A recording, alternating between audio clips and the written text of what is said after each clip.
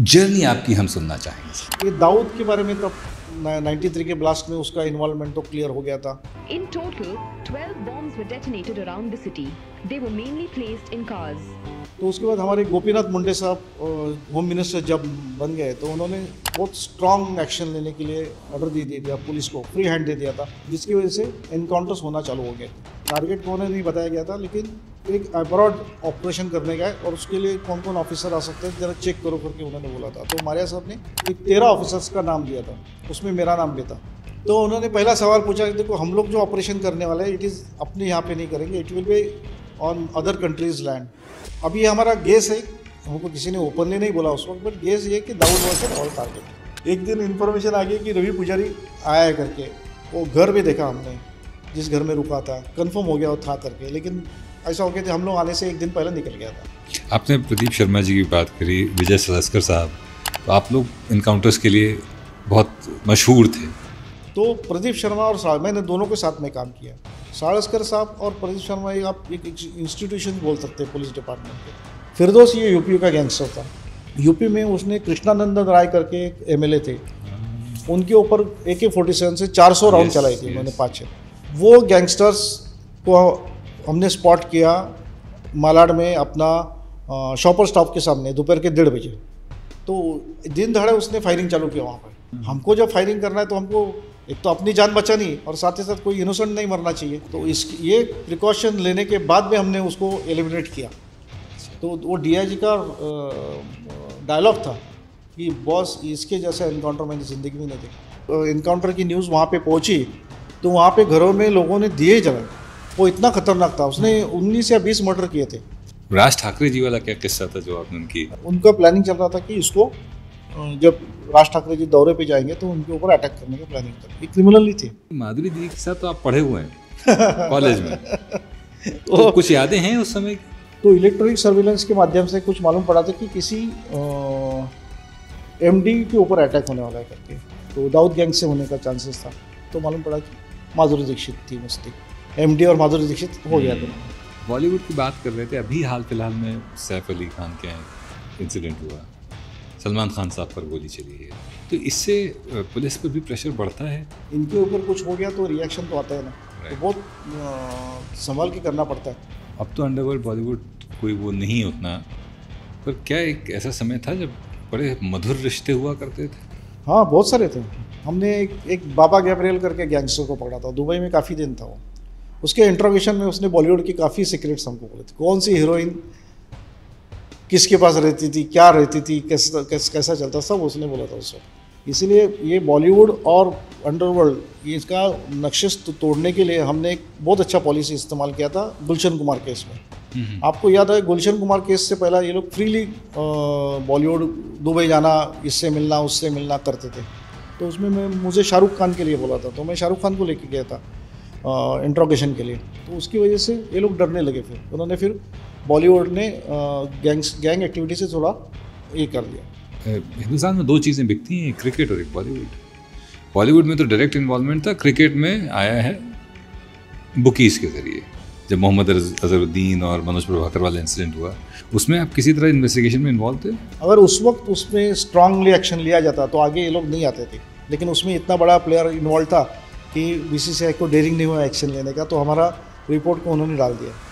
सुशांत सिंह राजपूत का जो किस्सा हुआ था, नहीं, इसमें बेसिकली पोलिटिसाइज हो गया सर। वो पूरा केस ही हर एक ने पॉलिटिकल फ़ायदा लेने का कोशिश किया। शत्रुघ्न सिन्हा जी साहब के साथ भी रहे हैं, उनकी पर्सनल सिक्योरिटी में भी आप इन्वॉल्व रहे हैं। तो मैं शत्रुघ्न सिन्हा जी के साथ था, बाला साहब ठाकरे जी के साथ में था। और शत्रुघ्न सिन्हा का total mentality he was pro Hindutva, no question about it. तो उनकी लड़की ने जो शादी किया, नेचुरली उनको थोड़ा सा कितना भी किया तो भी वो थोड़ा सा डिफरेंस तो पड़ता ही होगा। बाला साहब ठाकरे के साथ जुड़ी कुछ किस्से जो बाला साहब ठाकरे जी का वो किंग की तरह रहते थे। सर, आपने 1993 का जो बॉम्ब ब्लास्ट, सीरियल ब्लास्ट थे बॉम्बे में, वो इन्वेस्टिगेट किया आपने। 2006 के भी जो ट्रेन ब्लास्ट थे वो भी इन्वेस्टिगेट किया। 93 का बॉम्ब ब्लास्ट था, वो जो इन्वेस्टिगेशन मुंबई पुलिस ने किया था without any previous experience, that was excellent piece of work बोल सकते हैं हम। एक सवाल इस 2006 के ब्लास्ट से जुड़ा हुआ, आप चाहें तो जवाब दें, चाहें तो नहीं।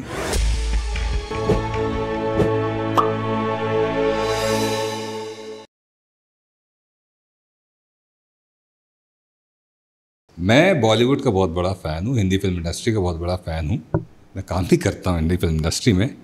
पर हिंदी फिल्म इंडस्ट्री ने ख़ास तौर पर पुलिस वालों की एक छवि बनाई हुई है। वो छवि जो है दो पोल्स में है। एक पोल में ऐसे छवि वाले पुलिस वाले हैं जो एकदम करप्ट ही हैं, जो सिर्फ करप्शन करते हैं, और दूसरे पोल पर ऐसे पुलिस वाले हैं जो सिंघम हैं, जो करप्शन का सी भी नहीं बर्दाश्त करते हैं, जो अकेले दम पर सारे माफिया और गुंडों को ख़त्म करने की ताकत रखते हैं। क्या हो कि अगर मैं आपको बताऊं कि इन दोनों के विपरीत एक ऐसे अधिकारी भी हैं, या कुछ ऐसे अधिकारी भी हैं जिनके अंदर बहुत सारी इंसानियत आज भी ज़िंदा है। क्या हो कि अगर मैं आपको बताऊं कि ऐसे पुलिस अधिकारी भी हैं जो पुलिस स्टेशन में आने वाले कंप्लेनेंट का जन्मदिन बिना उसको बताए मनाते हैं। क्या हो कि अगर मैं आपको बताऊं कि ऐसे पुलिस अधिकारी भी हैं जो एक लड़की जो कि चेस बॉक्सिंग जैसे स्पोर्ट में बहुत अच्छी थी पर फंड्स की कमी की वजह से आगे नहीं बढ़ पा रही थी, उसके लिए फंड्स का इंतज़ाम करते हैं। क्या हो कि अगर मैं आपको बताऊं कि ऐसे पुलिस अधिकारी भी हैं जो पोस्टेड तो नासिक में हैं, पर पालघर में जब उनको ये पता चलता है कि एक छोटे से गांव में टॉयलेट्स की समस्या है, लोग अभी भी ओपन डेफिकेशन यानी कि खुले में शौच कर रहे हैं, तो वहाँ 11 शौचालय बनवाने में मदद करते हैं। और क्या हो कि मैं अगर आपको बताऊं कि ये वही अधिकारी हैं जो जिनका नाम सुनते ही बड़े बड़े क्रिमिनल्स उनकी पैंटें गीली हो जाया करती थी। ये वही पुलिस अधिकारी हैं जो मुंबई पुलिस के ड्रेडेड एनकाउंटर स्पेशलिस्ट हुआ करते थे। ये वही अधिकारी हैं जिन्होंने मुंबई के बड़े बड़े केसेस की इन्वेस्टिगेशन को सक्सेसफुली कंडक्ट किया है। लिस्ट बड़ी लंबी है बातचीत के लिए, क्योंकि समय कम है, तो इसलिए उनकी तारीफ करने के बजाय मैं सोच रहा हूं कि उनसे आपको रूबरू कराऊं एक ऐसे अधिकारी जिनके नाम में ही अधिकारी है। धर्माधिकारी सर, नमस्कार सर। अविनाश धर्माधिकारी जी हमारे साथ हैं। हमसे संवाद करने के लिए बहुत बहुत धन्यवाद सर। Thank you sir. मुझे जितना बोलना था मैंने बोल लिया। अब हम सिर्फ आपसे सुनना चाहते हैं। आपकी जर्नी सबसे पहले तो मुंबई पुलिस में कैसे शुरुआत हुई? यस, शुरुआती दौर पहले जानना चाहेंगे, और फिर ये जो ह्यूमन फेस है आपका, ये इसकी शुरुआत कहाँ से हुई? हम पुलिस वालों को जनरली एसोसिएट करते हैं कि कड़क होगा और सख्त आदमी होगा, तो ये जो शुरुआत थी ये डिपार्टमेंट से हुई या कोई ऐसा इंसिडेंट था जिसने आपको मूव किया? जर्नी आपकी हम सुनना चाहेंगे। वैसा तो मैं एकदम मिडिल क्लास फैमिली से हूँ, हमारी फैमिली भी बहुत बड़ी थी। तो बम्बई में मैं अभी का जो साठे कॉलेज है उसका पहला पारला कॉलेज नाम था, उसमें मैं ग्रेजुएट किया। 1987 में ग्रेजुएशन हो गया। तो ये वही कॉलेज है सर जहाँ माधुरी दीक्षित भी थी और जो आपकी क्लासमेट थी? Yes yes. तो उस कॉलेज में मैं हमारा रिज़ल्ट आने वाला था, तो मेरा एक दोस्त था, उसने आके बोला कि अरे आरटीओ इंस्पेक्टर का एडवर्टाइज आया हुआ है, एमपीएससी के थ्रू उसका एग्ज़ाम होता है, तू बैठेगा क्या एग्ज़ाम को? तो मुझे एमपीएससी मतलब क्या मालूम नहीं था, तो उसने थोड़ा बहुत समझाया। फिर उसने मेरे लिए फॉर्म लाया। मंडे को लास्ट डे था फॉर्म भरने का, तो हमने दोनों मेरे ख्याल से लास्ट 8-10 फॉर्म में हमारे दोनों के फॉर्म रहेंगे, हमने लास्ट दिन में फॉर्म भर दिए। उसके बाद मैंने फिर एक एनएसबी करके एक संस्था है, उसका क्लासेस रहता था स्पेशली इसके लिए, वो क्लासेस ज्वाइन किया, उसमें स्टडी ठीक ठाक किया, और फॉर्चुनेटली मेरा सिलेक्शन हो गया, और अनफॉर्चुनेटली उसका सिलेक्शन नहीं हो गया जिसने मेरे लिए सब किया था।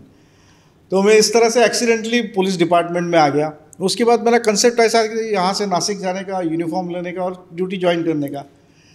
लेकिन यहाँ से नासिक गया, नासिक में हमको 1 साल का ट्रेनिंग था, और ट्रेनिंग में इतना खतरनाक उस टाइम में। और सबसे बड़ी बात मेरे बारे में क्या, मैं घर से ज़्यादा लंबा नहीं रहा, फैमिली से लंबा नहीं रहा था, तो उसमें होम सिकनेस, उस वक्त टेलीफोन नहीं थे, एक ही ज़रिया था, लेटर्स का ज़रिया था, जो हमको जो ट्रेनिंग के दरमियान आते थे।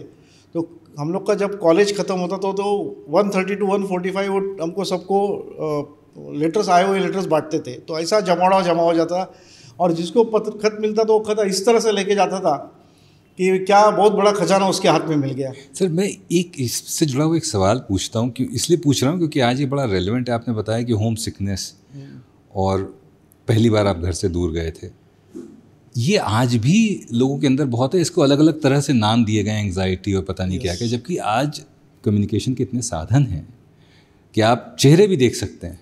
आप तो एक चिट्ठी का इंतज़ार कर रहे हैं जो 15-15 दिन बाद आ रही है। उसका कोपिंग मैकेनिज्म आपके लिए क्या था उस समय? क्योंकि उस समय अवेयरनेस तो थी नहीं कि ये हमारी कोपिंग के लिए यही था कि रिगरस फिजिकल हमारा जो चल रहा था जी, बाकी को सोचने को वक्त ही नहीं था। इतना हमारा शेड्यूल टाइट था ना, सुबह 5 बजे से रात को 8 साढ़े 9 बजे तक हमको इतना टाइट रखा गया था कि इतना शेड्यूल टाइट था कि आप बाकी कुछ सोच ही नहीं सकते थे। और सेकेंड थिंग, उसमें एक दंत कथा जिसको बोलते हैं या उसको कॉमिकली लिया जाए तो इसमें एक पिक्चर था वो लगाया हुआ कि एक स्टूडेंट, ये जिसको हम कैडेट बोलते हैं, वो कैडेट रेनकोट पहन के झाड़ को पेड़ को पानी दे रहा है करके, मतलब बारिश गिर रहा है और वो पानी दे रहा है, लेकिन उसका मतलब ये था you have to follow the orders no matter what it is. आपको एक पुलिस डिपार्टमेंट में वहाँ से ट्रेनिंग की जाती है कि you have to follow the orders. तो बराबर वो लोग ट्रेन करते हैं। वहाँ पे हमको 2 टाइप के रहते हैं, एक आउटडोर और एक इंडोर। इंडोर वो तो जो लॉ की स्टडी बाकी सब स्टडी हमको सिखाते हैं, और आउटडोर वो तो फिजिकल फिटनेस रहते हैं। तो फिजिकल फिटनेस तो हमारा एक्सलेंट हो जाता है।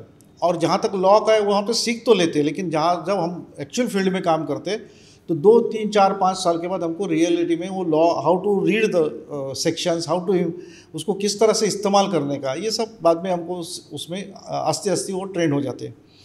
तो इस तरह से मेरा पहला साल तो नासिक में गया। नासिक में आने के बाद मुझे दहीसर पुलिस स्टेशन मिल गया था। पहला ही पुलिस स्टेशन मेरा दहीसर था। ये साल 1989 की बात है।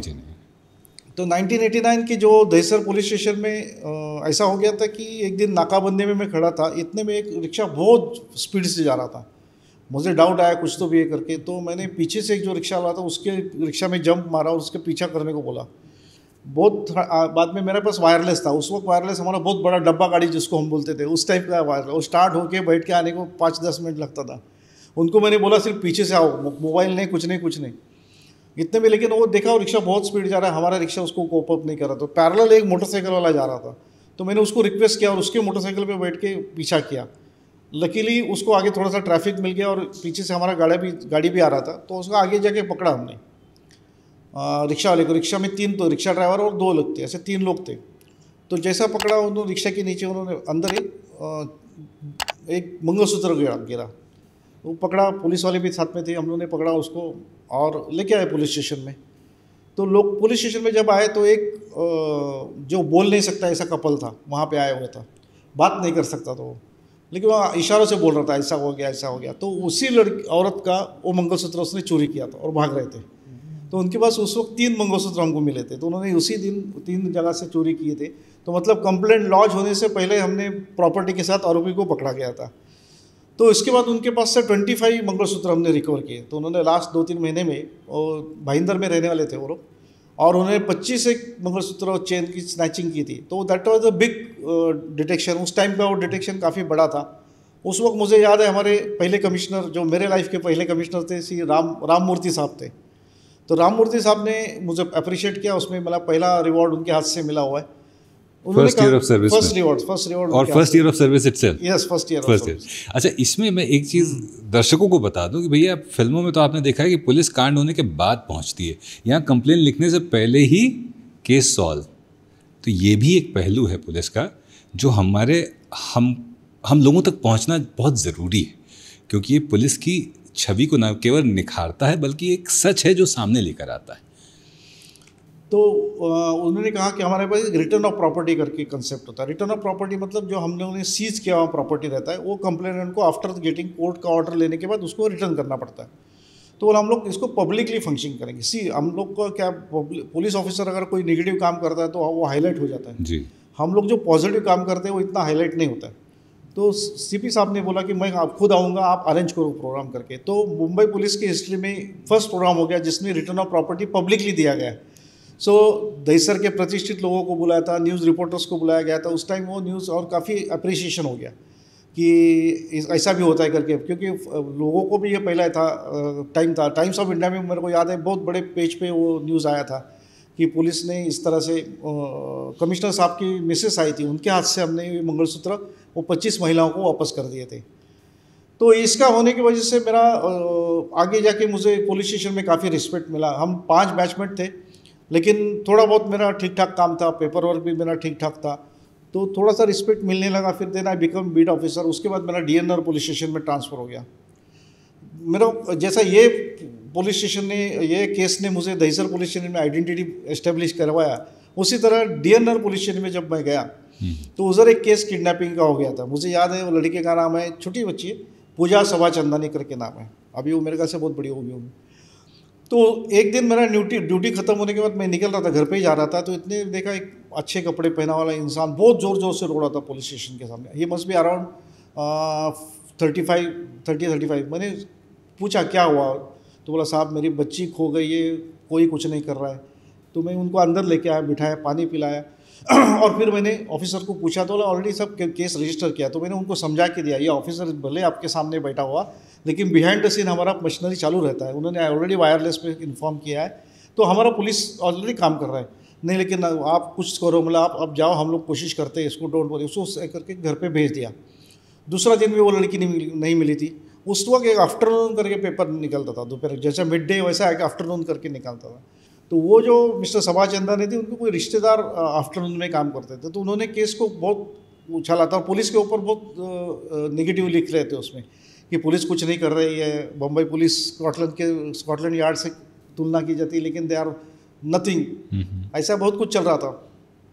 तो 2 दिन के बाद दूसरे दिन गए, तो मेरे को मेरे सीनियर PI घाक करके थे, उन्होंने बुला के लिया और बोला तू एक काम करना यार, ये केस तू हैंडल करना करके। तो बोला ठीक है। तो वो केस मुझे दिया गया। तो मैंने उस दिन क्या किया, उनके रिश्तेदार को इकट्ठा बुला लिया और उनको बोला देखो हम लोग को इकट्ठा एफर्ट्स करना पड़ेगा। वो लड़की का ऐसा रहता है, छोटा बच्ची का, आप लोग आइडेंटिफाई कर सकते हैं, आपको हमारे साथ में चलना पड़ेगा जी। तो हमने सोर्सेज से मालूम पड़ा, आस्ते मालूम पड़ा कि एक औरत उस लड़की के साथ देखी गई करके। तो उसको विटनेस के लाके उसका स्केच बनवाया मैंने। तो वो स्केच से मालूम पड़ा कि ये 70 नंबर की बस जाती थी अंधेरी वेस्ट से इलेक्ट्रिक हाउस जो कुलाबा में है। तो इतना जब मालूम पड़ा, उस वक्त तो CCTV थे नहीं, तो हम वहाँ से कुलाबा में गए। कुलाबा में जो ताजमहल होटल के आसपास जो भिखारी वगैरह थे, उनको सबको दिखाया।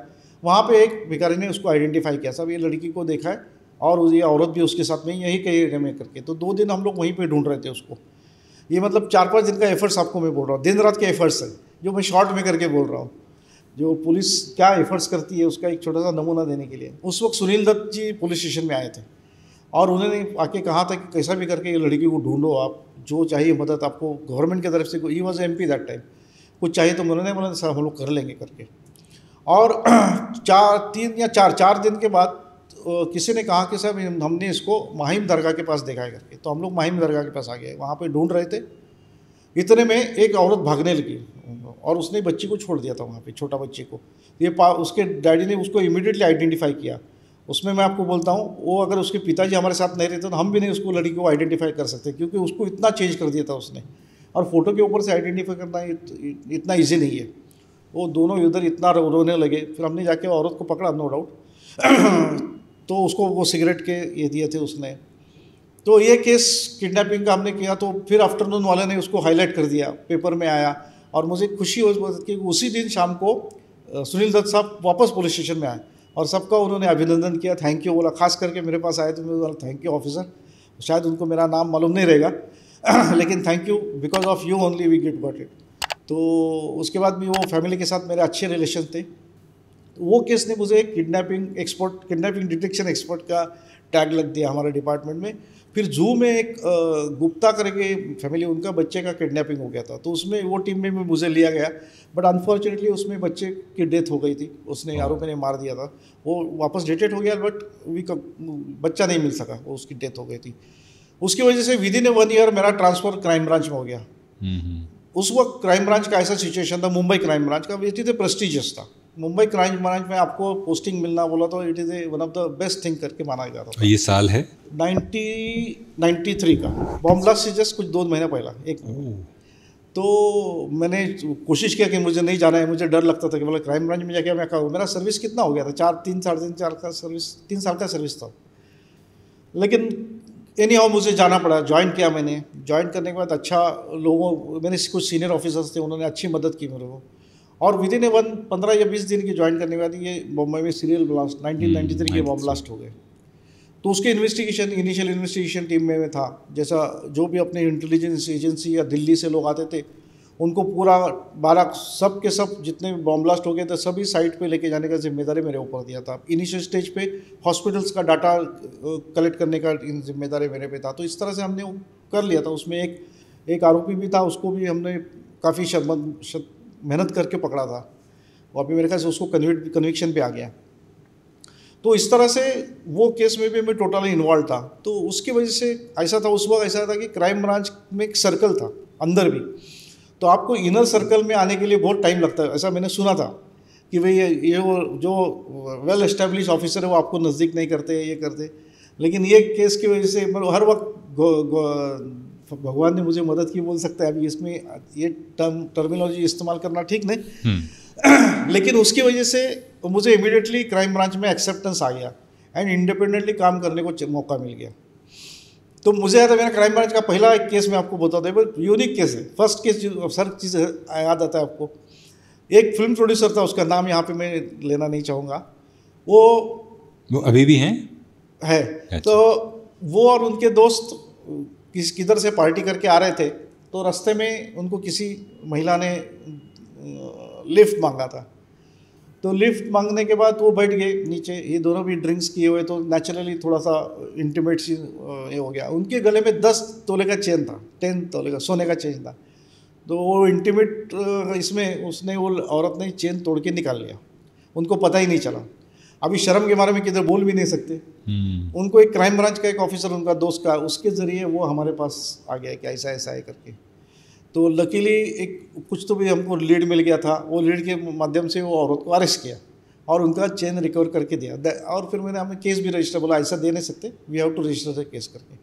तो वो फर्स्ट केस मेरा क्राइम ब्रांच का है, जिसमें ये महिला थी, प्रॉपर्टी में हमने रिकवर की और फिर उसको दे दिया, रिटर्न ऑफ प्रॉपर्टी भी हो गया। तो यहाँ से फिर इंडिपेंडेंट काम करना चालू हो गया। उसके बाद फिर मैंने एक जान मोहम्मद करके ड्रग पेडलर था, उसको पकड़ा। उसके पास से 6 इंपोर्टेड वेपन मिल गए थे, 300-350 राउंड मिल गए थे, वो हमने रिकवर किया। उसके बाद एक गोरेगांव से हम उस वक्त ऐसा था कि हम पुलिस स्टेशन से भी दावा लेते थे। किसी आरोपी को अरेस्ट किया पुलिस स्टेशन में, तो क्राइम ब्रांच वाले उसको लेके आते थे और फर्दर इन्वेस्टिगेशन। क्या है, क्राइम ब्रांच स्पेशलाइज है। पुलिस स्टेशन के पास उनको नाकाबंदी भी करना है, बाकी भी बंदोबस्त करना है। हमने भी पुलिस स्टेशन में काम किया, तो दे कांट इतना ज़्यादा ध्यान नहीं रख सकते केस के ऊपर। तो मुझे कुछ इनपुट था, तो इसकी वजह से मैंने वो गोरेगांव से एक आरोपी का ताबा लिया और उसका इंट्रोगेशन किया। फिर उसके जरिए एक गैंग पकड़ा। वो गैंग के पास से हमने, क्योंकि कई ऑडियंस है तो ताबा का मतलब कस्टडी लिया। और उसके पास से हमने 13 केसेस इंक्लूडिंग मर्डर, डेकॉइटी, सब दिल्ली से भी 2-3 आरोपी लेके आए। इस तरह से वो केसेस हमने डिटेक्ट कर लिया था। तो ये 2-3 केस की वजह से मुझे एक अच्छा नाम मिल गया था क्राइम ब्रांच में। और उसी वक्त एक सिंगल हैंडेडली केस डिटेक्ट करना बोलता है, उसका एक उदाहरण मैं आपको बोलता हूँ।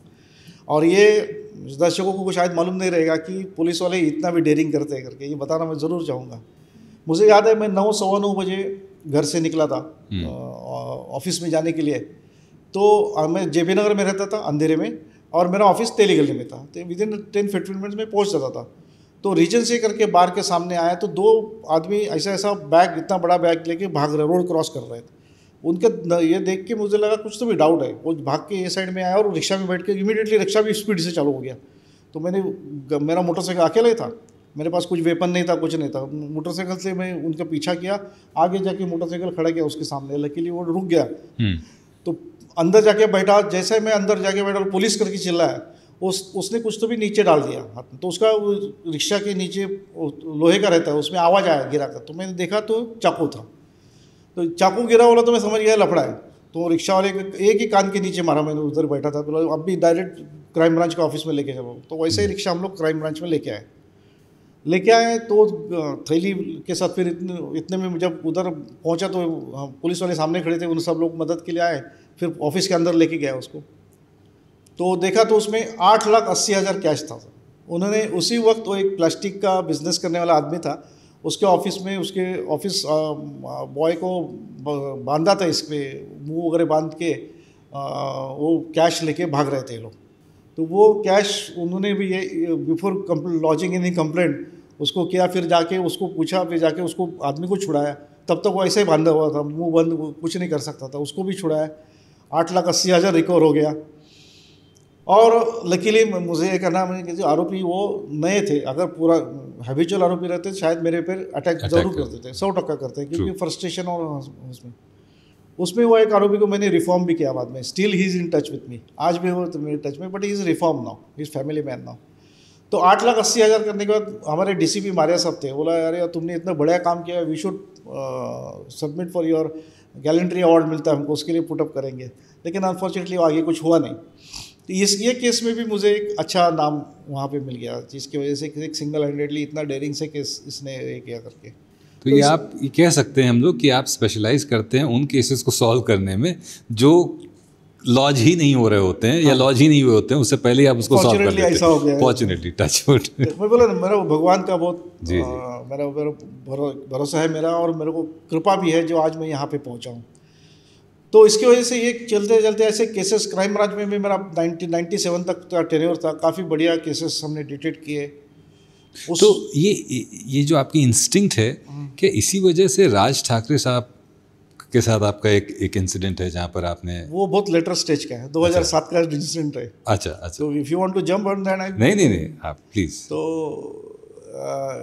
मैं एक जिसको पुलिस नॉर्मल इसमें एनकाउंटर्स बोलते हैं, जी जी, उसे एनकाउंटर्स पे थोड़ा सा मैं आना चाहता हूँ। हाँ जी, उस टाइम हम लोग एनकाउंटर्स बहुत कम होते थे। ये अब हम लोग ये जो केस 95 आपने, 97 की बात बोल रहा हूँ। अच्छा, ये केस सॉल्व किया आपने कैश वाला? हाँ, 95 के आसपास।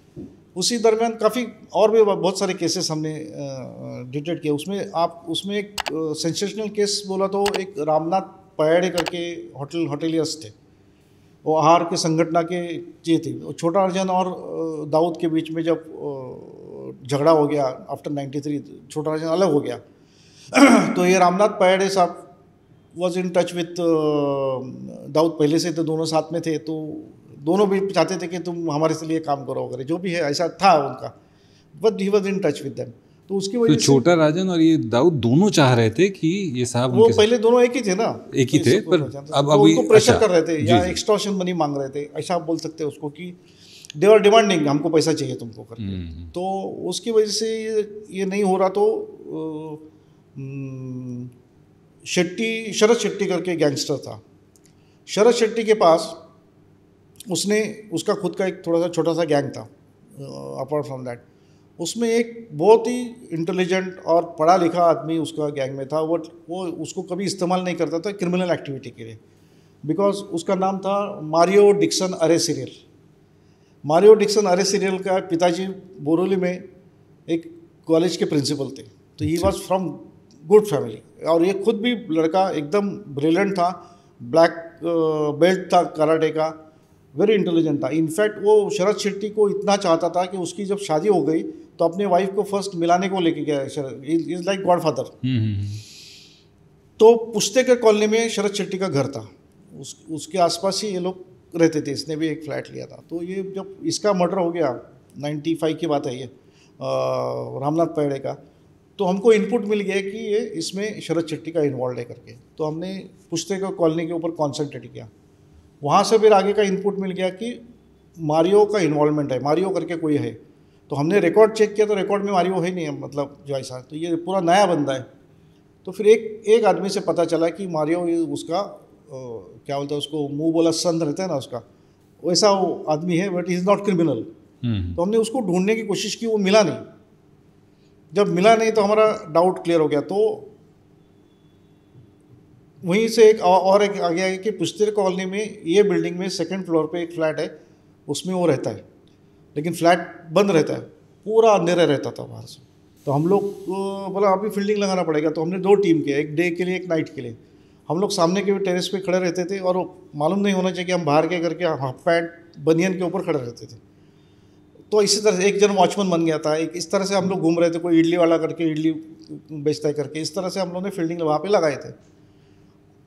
4-5 दिन हो गया, फिर भी कुछ मूवमेंट ही नहीं, उसमें नहीं दिख रहा है।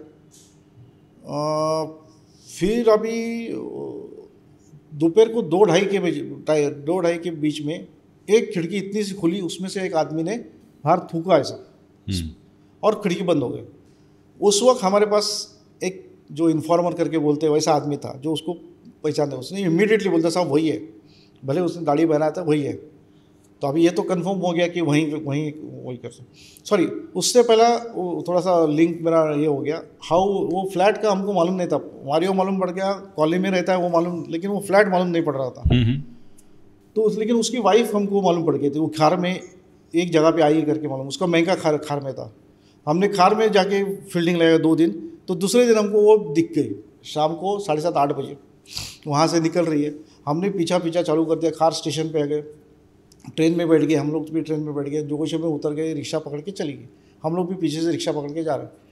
पुस्तकर कॉलोनी के इधर रिक्शा फट से अंदर घुस गई। तो आप जोगेश्वर जब जाते हैं ना तो मालूम, पुस्तकर कॉलोनी का गेट बहुत नज़दीक है, तो हमको मालूम ही नहीं पड़ा गया किधर के, लेकिन गेट के अंदर घुस गए इतना मालूम पड़ा।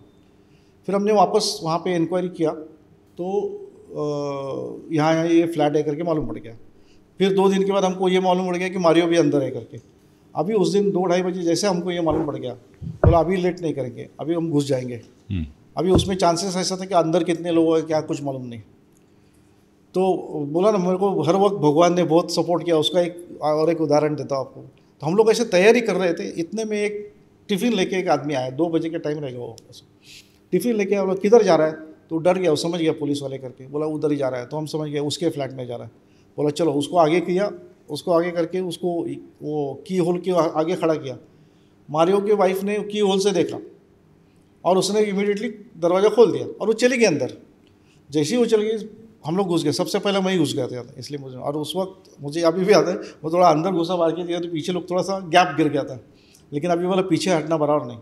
अच्छा, आप चले गए, पीछे कोई दिख नहीं रहा अभी आपको? मतलब थोड़ा सा गैप बन गया था। तो मेरा थोड़ा एक्साइट हो जाता था मैं, तो एक बार घुस गया तो घुस गया, फिर पीछे सुनने का नहीं, देखने का कुछ। तो मैं गया तो वो बेड पे सोया हुआ था, ब्लैक बेल्ट प्लेयर है वो, सब हमको मालूम था। तो सोया और मैं जस्ट जाके सीधा उसके ऊपर बैठ गया और इतने में फिर एक विदिन 2-3 सेकंड में बाकी लोग भी आ गए, पकड़ा उसको। उसके सर के नीचे 9 mm का पिस्टल लोड किया हुआ था। तो फिर दोनों को लिया और बाद में वो जो मैंने बोला ना टिफ़िन लेके आया था, वो उसको भी हम लोग लेके गए और वो भी आरोपी निकला वो केस का, पकड़े केस का। तो एक 1+1 मिल गया हमको एक ही जगह पे।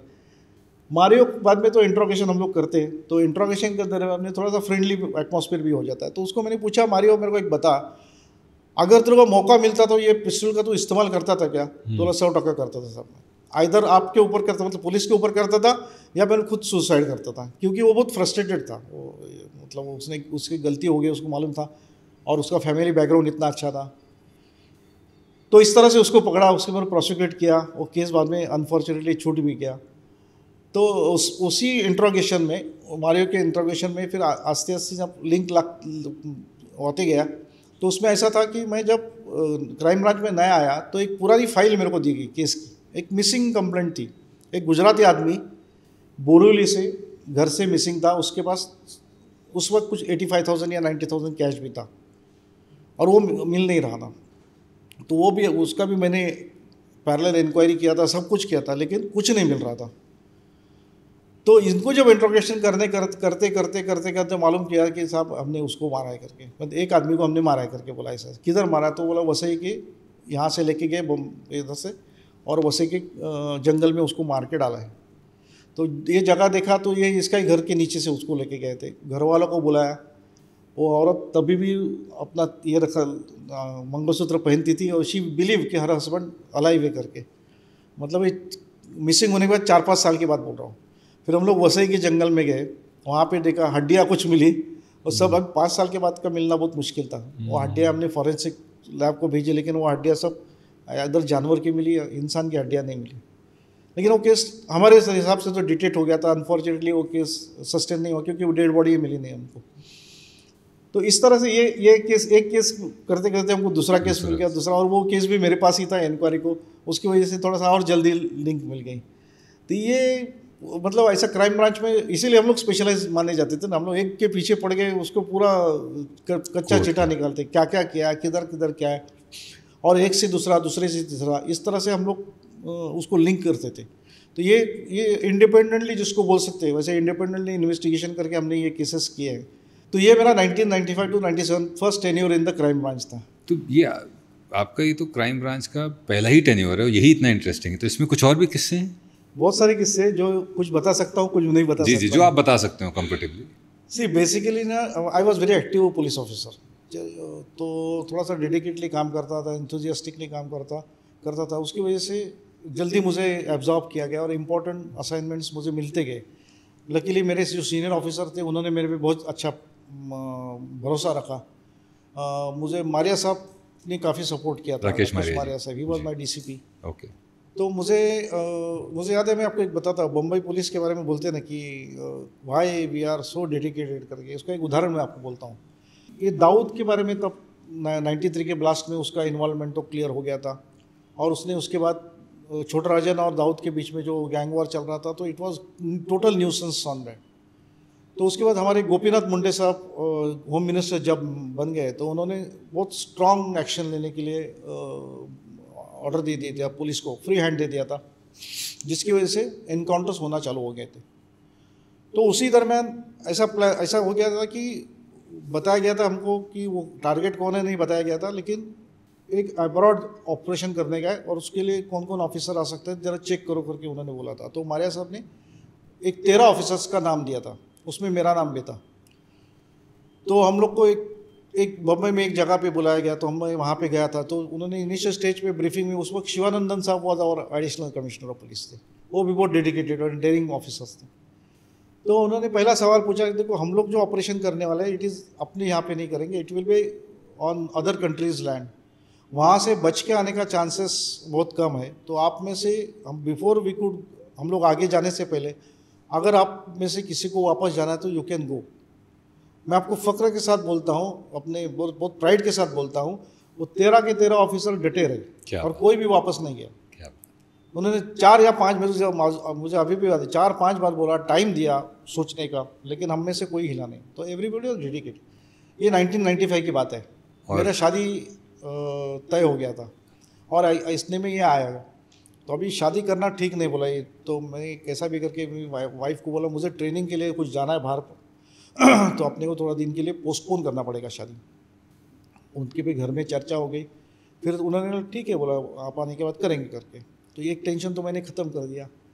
उसके बाद हमको एक ट्रेनिंग दिया गया खास करके, how to make an explosive available इसमें से। उसके लिए I don't want to mention the name of the country, but some other country के बहुत वर्ल्ड क्लास एक्सपर्ट्स को बुलाया गया था एंड ही ट्रेंड अस। और 2 दिन का ट्रेनिंग हो गया हमारा, और हम लोग तैयारी कर रहे थे जाने के लिए।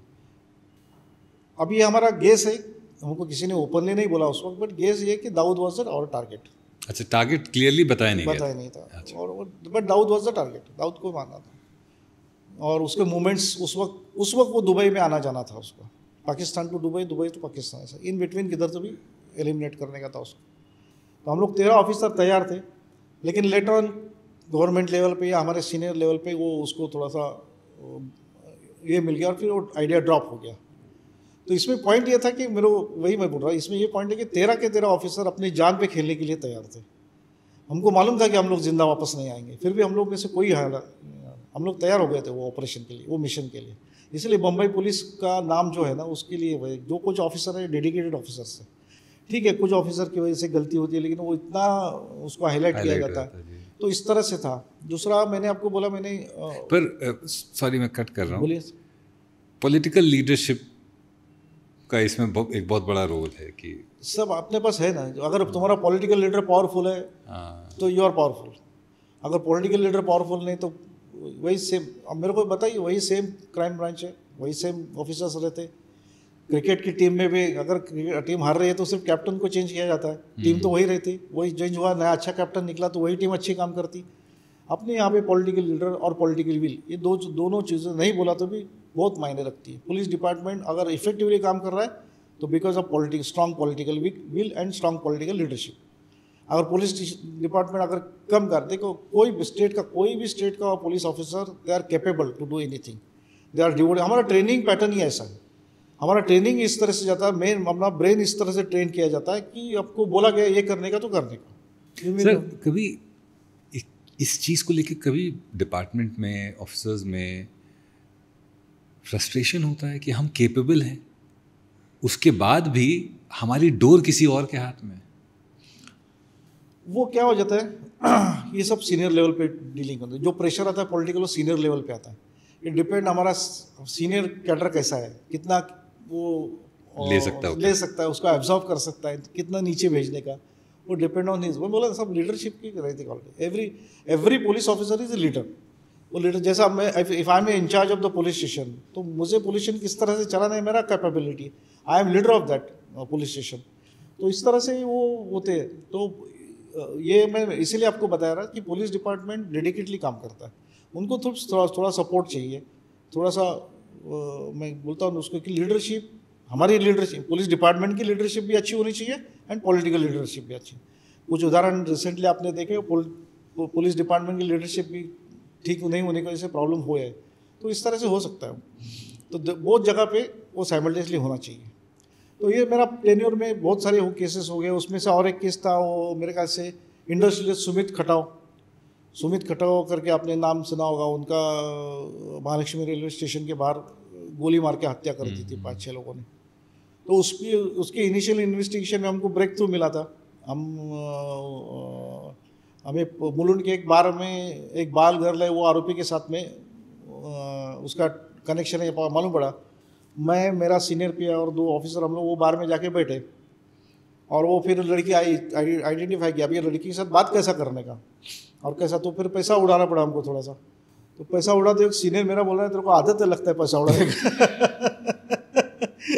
मैं बोला ऐसा नहीं सर, ज़रूरत के हिसाब से भी। फिर उसके साथ बात किया, नाम पूछा उसका, ये थोड़ा सा इंटरेक्शन किया। मतलब उस टाइम में हमने काफ़ी 2-3 हज़ार रुपये उड़ाए थे उसके ऊपर। हमारे लिए बहुत बड़ी अमाउंट थी वो। ये साल है, दिस इज 96 के मेरे ख्याल 95 थोड़ा सा ये रहेगा। तो वो फिर उसको ट्रेस करते गए, मालूम पड़ा कि उसको पूछा किधर थे, बोला डोंबोली में रहते हुए, इतना उसने बोला था। तो मुलुंड से डोंबोली के लास्ट ट्रेन ये पकड़ के जाती है, इतना मालूम था हमको। तो हम लोग बाहर फिर हो गया, बातचीत हो गया, बाहर जाके खड़े रहे सब। बाहर रात को 2-3 बजे बंद हो गया, नहीं लास्ट ट्रेन से पहला बंद हो गया था, 1:30 बजे के आसपास। तो वो लास्ट ट्रेन में बैठ के जाती थी। तो वो जैसे वो ट्रेन में हम लोग भी पीछे गए, फिर वो ट्रेन से नीचे उतरी, 2-3 लड़कियाँ थी। फिर वो रिक्शा में बैठे, हम लोग भी पीछे से जाने, लेकिन उसको डाउट आया कि रिक्शा वाले को डाउट आया कि हम लोग पीछा कर रहा है कोई। तो उसने बीच में एक जगह पे हमको ये कर दिया, लेकिन हमको एरिया मालूम पड़ गया था। फिर हम घर पे गए, दूसरे दिन आए हम लोग, और दूसरे दिन आके वो एरिया में पूछा बाल गर्ल किस तरह रहती है, बोला 3-4 साथ में रहती है। तो मालूम पड़ गया। फिर वो घर में एंट्री मारा, वो लड़की ने, आप शॉक लगेगा आपको, वो लड़की ने मुझे आइडेंटिफाई भी नहीं किया। मैं बोला साला कल तेरे पे इतना पैसा उड़ाया। मतलब उनका क्या, उस वक्त तो ऐसा डांस कर रही थी जैसा वो मेरे लिए इस ज़िंदगी में वो डांस कर रही है, बार में कोई नहीं है। तो मतलब इतना प्रोफेशनल है। तो फिर हमने इंट्रोगेशन किया, देन शी कोऑपरेटेड। लेकिन अनफॉर्चुनेटली वो वर्कआउट नहीं हो सका किसी की वजह, आरोपी से उनको भनक लग गई, ये लग गई। लेकिन उसमें मैं नाम के साथ बोलता हूँ, उसमें एक राम मूर्ति करके शख्स को हमने उठाया, ताबे में लिया था। वो राम मूर्ति का कुछ भी रोल नहीं था उसमें, सिर्फ वो एक वहाँ पे एक पारसी आरोपी था उसमें, जो जिसने वेपन प्रोवाइड किया था, वो उसके साथ में रहता था। तो इसके लिए हमने इंट्रोगेशन। लेकिन अभी कैसा था उस वक्त, वो पोटा वगैरह सब एक्ट थे, तो पोटा में वगैरह आप अगर बिठाना चाहते हो कि किसको भी बिठा सकते हैं, लेकिन हमने उसको सेव किया, ही इज़ नॉट इनोसेंट करके। फिर उसको वो रिहेबिलिट हो गया, शादीशुदा बेंगलोर में भी सेटल है। उसके उस वक्त पोस्ट कार्ड मुझे लिखा था बेंगलोर से कि मैं अभी सेटल हो गया हूँ, ये कर रहा हूँ। तो इस तरह से हम लोग रिहेबिलिट भी करते हैं। तो ये पयाड़े का मर्डर एक सेंसेशनल जो हमने डिटेक्ट किया, इसमें हमने बाद में तकियुद्दीन वहीद करके ईस्ट वेस्ट एयरलाइंस के मालिक थे, उनका मर्डर हो गया था। और उसमें रामदास नाइक मेरे ख्याल से बांद्रा में, उनका वो MLA थे, उनका मर्डर हो गया था। एक फिरोज कोकणी करके गैंगस्टर था, बहुत डेयर खतरनाक गैंगस्टर था। दिस इज 1994 की बात है, 94 की। फिरोज कोकणी को बाद में पाकिस्तान में मारा गया। तो उसने ये मर्डर किया था, और कुछ लीड्स हमारे पास जैसे ही मर्डर हो गया, उसका दूसरा दिन से हमको लीड आ गया था। उसी दूसरे दिन हम ऐसे ही, मुझे याद है हम 2-3 ऑफिसर बैठे थे इसमें, तो इन्फॉर्मेशन आ गया ऐसा ऐसा है करके। तो हम लोग वहाँ से चेंबूर में गए, बुलबुल बार में। वहाँ पे बुलबुल बार में थोड़ा सा इंक्वायरी किया, ये किया। फिर वहाँ से कुछ लीड मिल गए। उस वक्त हमने एक इंसान को ताबे में लिया था, उसका यहाँ पे नाम लेना ठीक नहीं, अभी वो बड़ा आदमी बन गया है। तो उसको हमने ताबे में लिया था, और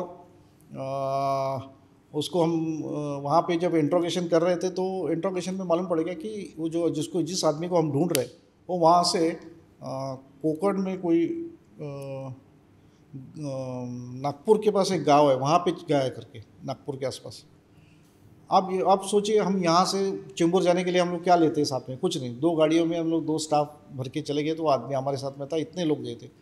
तो जैसे ही वहाँ से मालूम पड़ा, हमने मारिया साहब को इन्फॉर्म कर दिया, तो बोला जाओ अब भी क्या, अभी तुम वहाँ राकेश मारिया जी। राकेश मारिया साहब जी। फिर ये आदमी को हमने हमारे कांस्टेबल के ताबे में दे दिया और उसको लेके जाओ करके बोला। तो इतने में हम लोग निकले वहीं से डायरेक्ट एक ही कपड़े में हम लोग निकले चेंबूर से कोंकण? नहीं, नागपुर के आसपास, नागपुर का, ओके। अमरावती अमरावती के लिए। तो अमरावती के लिए उस वक्त पैरेलल हमारा इलेक्ट्रॉनिक सर्वेलेंस भी चल रहा था, और फिर हम लोग के पास तो मोबाइल नहीं थे ना, तो हम लोग अमरावती पहुंचने के बाद फिर मारिया साहब को कांटेक्ट किया कि हम लोग यहाँ पहुँच रहे हैं। और तो उन्होंने बताया, अरे उसको इन्फॉर्मेशन आया, छोटा शकील ने फ़ोन करके बोला तुम लोग आ रहे करके। किस आरोपी को? वो आरोपी वहाँ पे एक हॉस्पिटल में एडमिट हो गया था, और जैसे उसको मालूम पड़ गया तो अगेंस्ट मेडिकल एडवाइस भाग गया वहाँ से। वहाँ से किधर गया, वहाँ पे फिर हमने इन्वेस्टिगेशन किया तो पता चला हैदराबाद भाग गया। तो हम लोग वैसे अमरावती से हैदराबाद गाड़ी से फिर हैदराबाद गए। हैदराबाद जाने के बाद फिर वहाँ पे पहुँचने के बाद फ़ोन किया हमारे साहब को, ऐसा ऐसा है, तुम वहाँ के कमिश्नर साहब को मिलो पहले, मैंने ऑलरेडी कमिश्नर को बोला है तुम्हारे। और हम लोग हमारे लेवल पे घूम रहे, तो कमिश्नर को हम 2 दिन के बाद मिलने गए। तो वहाँ के कमिश्नर जैसे जाके मिले तो बोला, वो इतना भड़क गया हमारे ऊपर, बोला अरे तुम्हारा हमारे साहब ने हमको 2 दिन पहला बोल कर, तुम किधर थे इतना दिन? बोला साहब हम लोग लेवल पे कर रहे थे, ऐसा मत क्या करो बोला। फिर उन्होंने, मैं चाहता हूँ तुमको जो भी मदद देता हूँ करके। तो हम लोग 8-10 दिन थे। तो उस वक्त हमारे साहब को फ़ोन किया कि साहब पैसा तो ख़त्म हो गया, अभी क्या करने का, कपड़ा खरीदने का हमको तो उन्होंने, और हमको एक फ़ोटो का कुछ एल्बम भी चाहिए था हमारे। तो उन्होंने एक एल्बम के पीछे पैसा रख के वो एल्बम एक पैसेंजर के जरिए नागपुर पे पहुंचाया, तो वो पैसेंजर ने हमको वहाँ पे पैसा पहुंचाया। फिर हम लोग वहाँ से हैदराबाद से एक 100 किलोमीटर पे गांव था, वहाँ पे वो गया करके मालूम पड़ा, वहाँ पे गया, वहाँ पे भी वो जस्ट निकल गया था घर से। तो इस तरह से आज तक वो पकड़ा नहीं गया, तो जस्ट मिस्ड हो गया ऐसे इस तरह से। तो ये काफ़ी लीड था हमको। और एक था, हम लोग को सीनियर ऑफिसर्स को हमारे पे भरोसा था, और हम लोग जितना भी डिफ़िकल्टी क्या है वो सब बोलते थे उनको। कभी कभी हमारे हाथ से आरोपी भाग जाता था, या हमारी गलती से भाग जाता था कभी। तो गलती से भाग गया तो 2-4 गाली पड़ती थी, लेकिन फिर नॉर्मल, चलो ठीक है, चलते रहते। तो उसी दरम्यान हम बेंगलोर में गए थे, तो एक आरोपी पकड़ते वक्त हमारे थोड़ा सा मिसअंडरस्टैंडिंग की वजह से आरोपी भाग गया था। तो बोला, जब तुम्हारे सामने दम दिया था, बोला जब तक वो आरोपी ना था तुमने इधर आने का नहीं। फिर 2 दिन के बाद गुस्सा ठंडा हो गया, ठीक है आ जाओ बोला अभी तो but it was in good faith. इसके लिए बोला ना, उनको भरोसा था कि अगर कोई जाके हमारे खिलाफ भी कंप्लेंट करता था, साहब ये ऑफिसर ने ऐसा किया, वो मानते नहीं थे। उनको मालूम है हर एक ऑफिसर का कितना कैपेसिटी, क्या कर सकता है। तो उस मतलब हम लोग इन्वेस्टिगेशन भी ना, we use to take it as a enjoyment, मतलब पिकनिक को जाते वैसे। और स्टाफ भी एकदम एनर्जेटिक, किधर जाने का कुछ पूछने का, जाने का चलो बैठो गाड़ी निकले। हम लोग एक आरोपी पकड़ने के लिए यहाँ से महाबलेश्वर 1 महीने में 5 बार गए सर, यहाँ से महाबलेश्वर 5 टाइम्स। वो वहाँ का पहुँचते थे रात को 2-3 बजे, इन्फॉर्मेशन आता कि वो आया है, तो हम लोग भागते थे, जाते थे, मिलता नहीं था वैसे। तो वो वहाँ पे हमने एक छोटा सा कम सस्ते वाला ये देखा था कि वहाँ पे रूम मिलते हैं, तो उसको भी आदत हो गया था। 2 बजे आया बोला तो यही आने वाले थे फिर उसको पकड़ा हमने, उसको पकड़ा भी किस दिन, उस दिन रक्षाबंधन था, मुझे याद है, महाराष्ट्र आरोपी था। वो आरोपी बोला तो ये सम इलीगल वेपन्स का ये था उसका। तो मैं उसके घर में गया, तो मैं उसको जाते ही बोल दिया मैं पुलिस ऑफिसर है। तो बोला साहब घर में अभी रक्षाबंधन का माहौल है, कुछ बोलो मत। तो ठीक है बोला। तो मैं उसका दोस्त बन के गया, घर में बैठा 2 घंटा गया, उसके साथ नाश्ता वगैरह किया, उसने वो राखी बांधा। बोला फिर उसकी माँ एजेड थी, तो उसने बोला कि मैं बम्बई जाता हूँ, ये मेरे दोस्त है, कुछ बिजनेस का अर्जेंट से आया करके। उसने पैर छुए, मैंने भी पैर छुए, मतलब घर वालों को बिल्कुल नहीं लगा कि हम पुलिस वाले करके। फिर उसको लेके आए यहाँ से, फिर वो जो वेपन्स था उन लोगों ने रिकवर भी कर दिया था। तो ह्यूमन साइड जो है, ह्यूमन साइड संभालना पड़ता है साहब, हर जगह पे आपको ह्यूमन साइड ऐसा नहीं दिखा सकता, क्योंकि उनका क्या, घर वालों का क्या दोष है ना उसमें। ये पागल लोग कुछ तो भी करते हैं, इनको समझ में नहीं आता। यंगस्टर्स रहते हैं, दे डोंट अंडरस्टैंड इट। बाद में कभी कभी हो जाता है ऐसा कि हमारे अभी एक क्रिमिनल था, वो क्रिमिनल तो था ही, लेकिन साथ ही साथ पुलिस का इन्फॉर्मर भी था। और वो पुलिस का इन्फॉर्मर है करके मालूम पड़ गया था छोटा शकील को। तो उसने क्या किया, वो क्राइम ब्रांच में मिलने को आता है ना, तो बोला साला क्राइम ब्रांच के ऑफिस के मारा, बाहर ही मारो उसको करके। तो मैं मेरे ख्याल से शाम को कुछ भी सैंडविच वगैरह खाने के लिए बाहर गया था, तो इतने में हमारे ऑफिस से 200 मीटर भी नहीं रहे, वहाँ पे फायरिंग का आवाज़ आया, तो भाग के गया। ये लोग तो भाग गए थे, वो गिरा हुआ था ऐसा, तो उसके मुंह में गोली मारा था उन्होंने, वो मर गया था। हमारा इन्फॉर्मेंट था, ही वॉज राइट, लेकिन उसके लिए मारा। इसमें उस वक्त का ऐसा था ना, बम्बई में माहौल ऐसा था, आज सुबह इधर फायरिंग हो रहा है, शाम को उधर फायरिंग हो गया। इसका एक उदाहरण थोड़ा सा ऑफ द थोड़ा सा आगे जाके बोलता हूँ मैं। बाद में जब वहाँ से स्पेशल प्रोटेक्शन यूनिट में पोस्टिंग में था, तो मैं मुकेश पटेल करके एमपी थे, उनके प्रोटेक्शन में थे।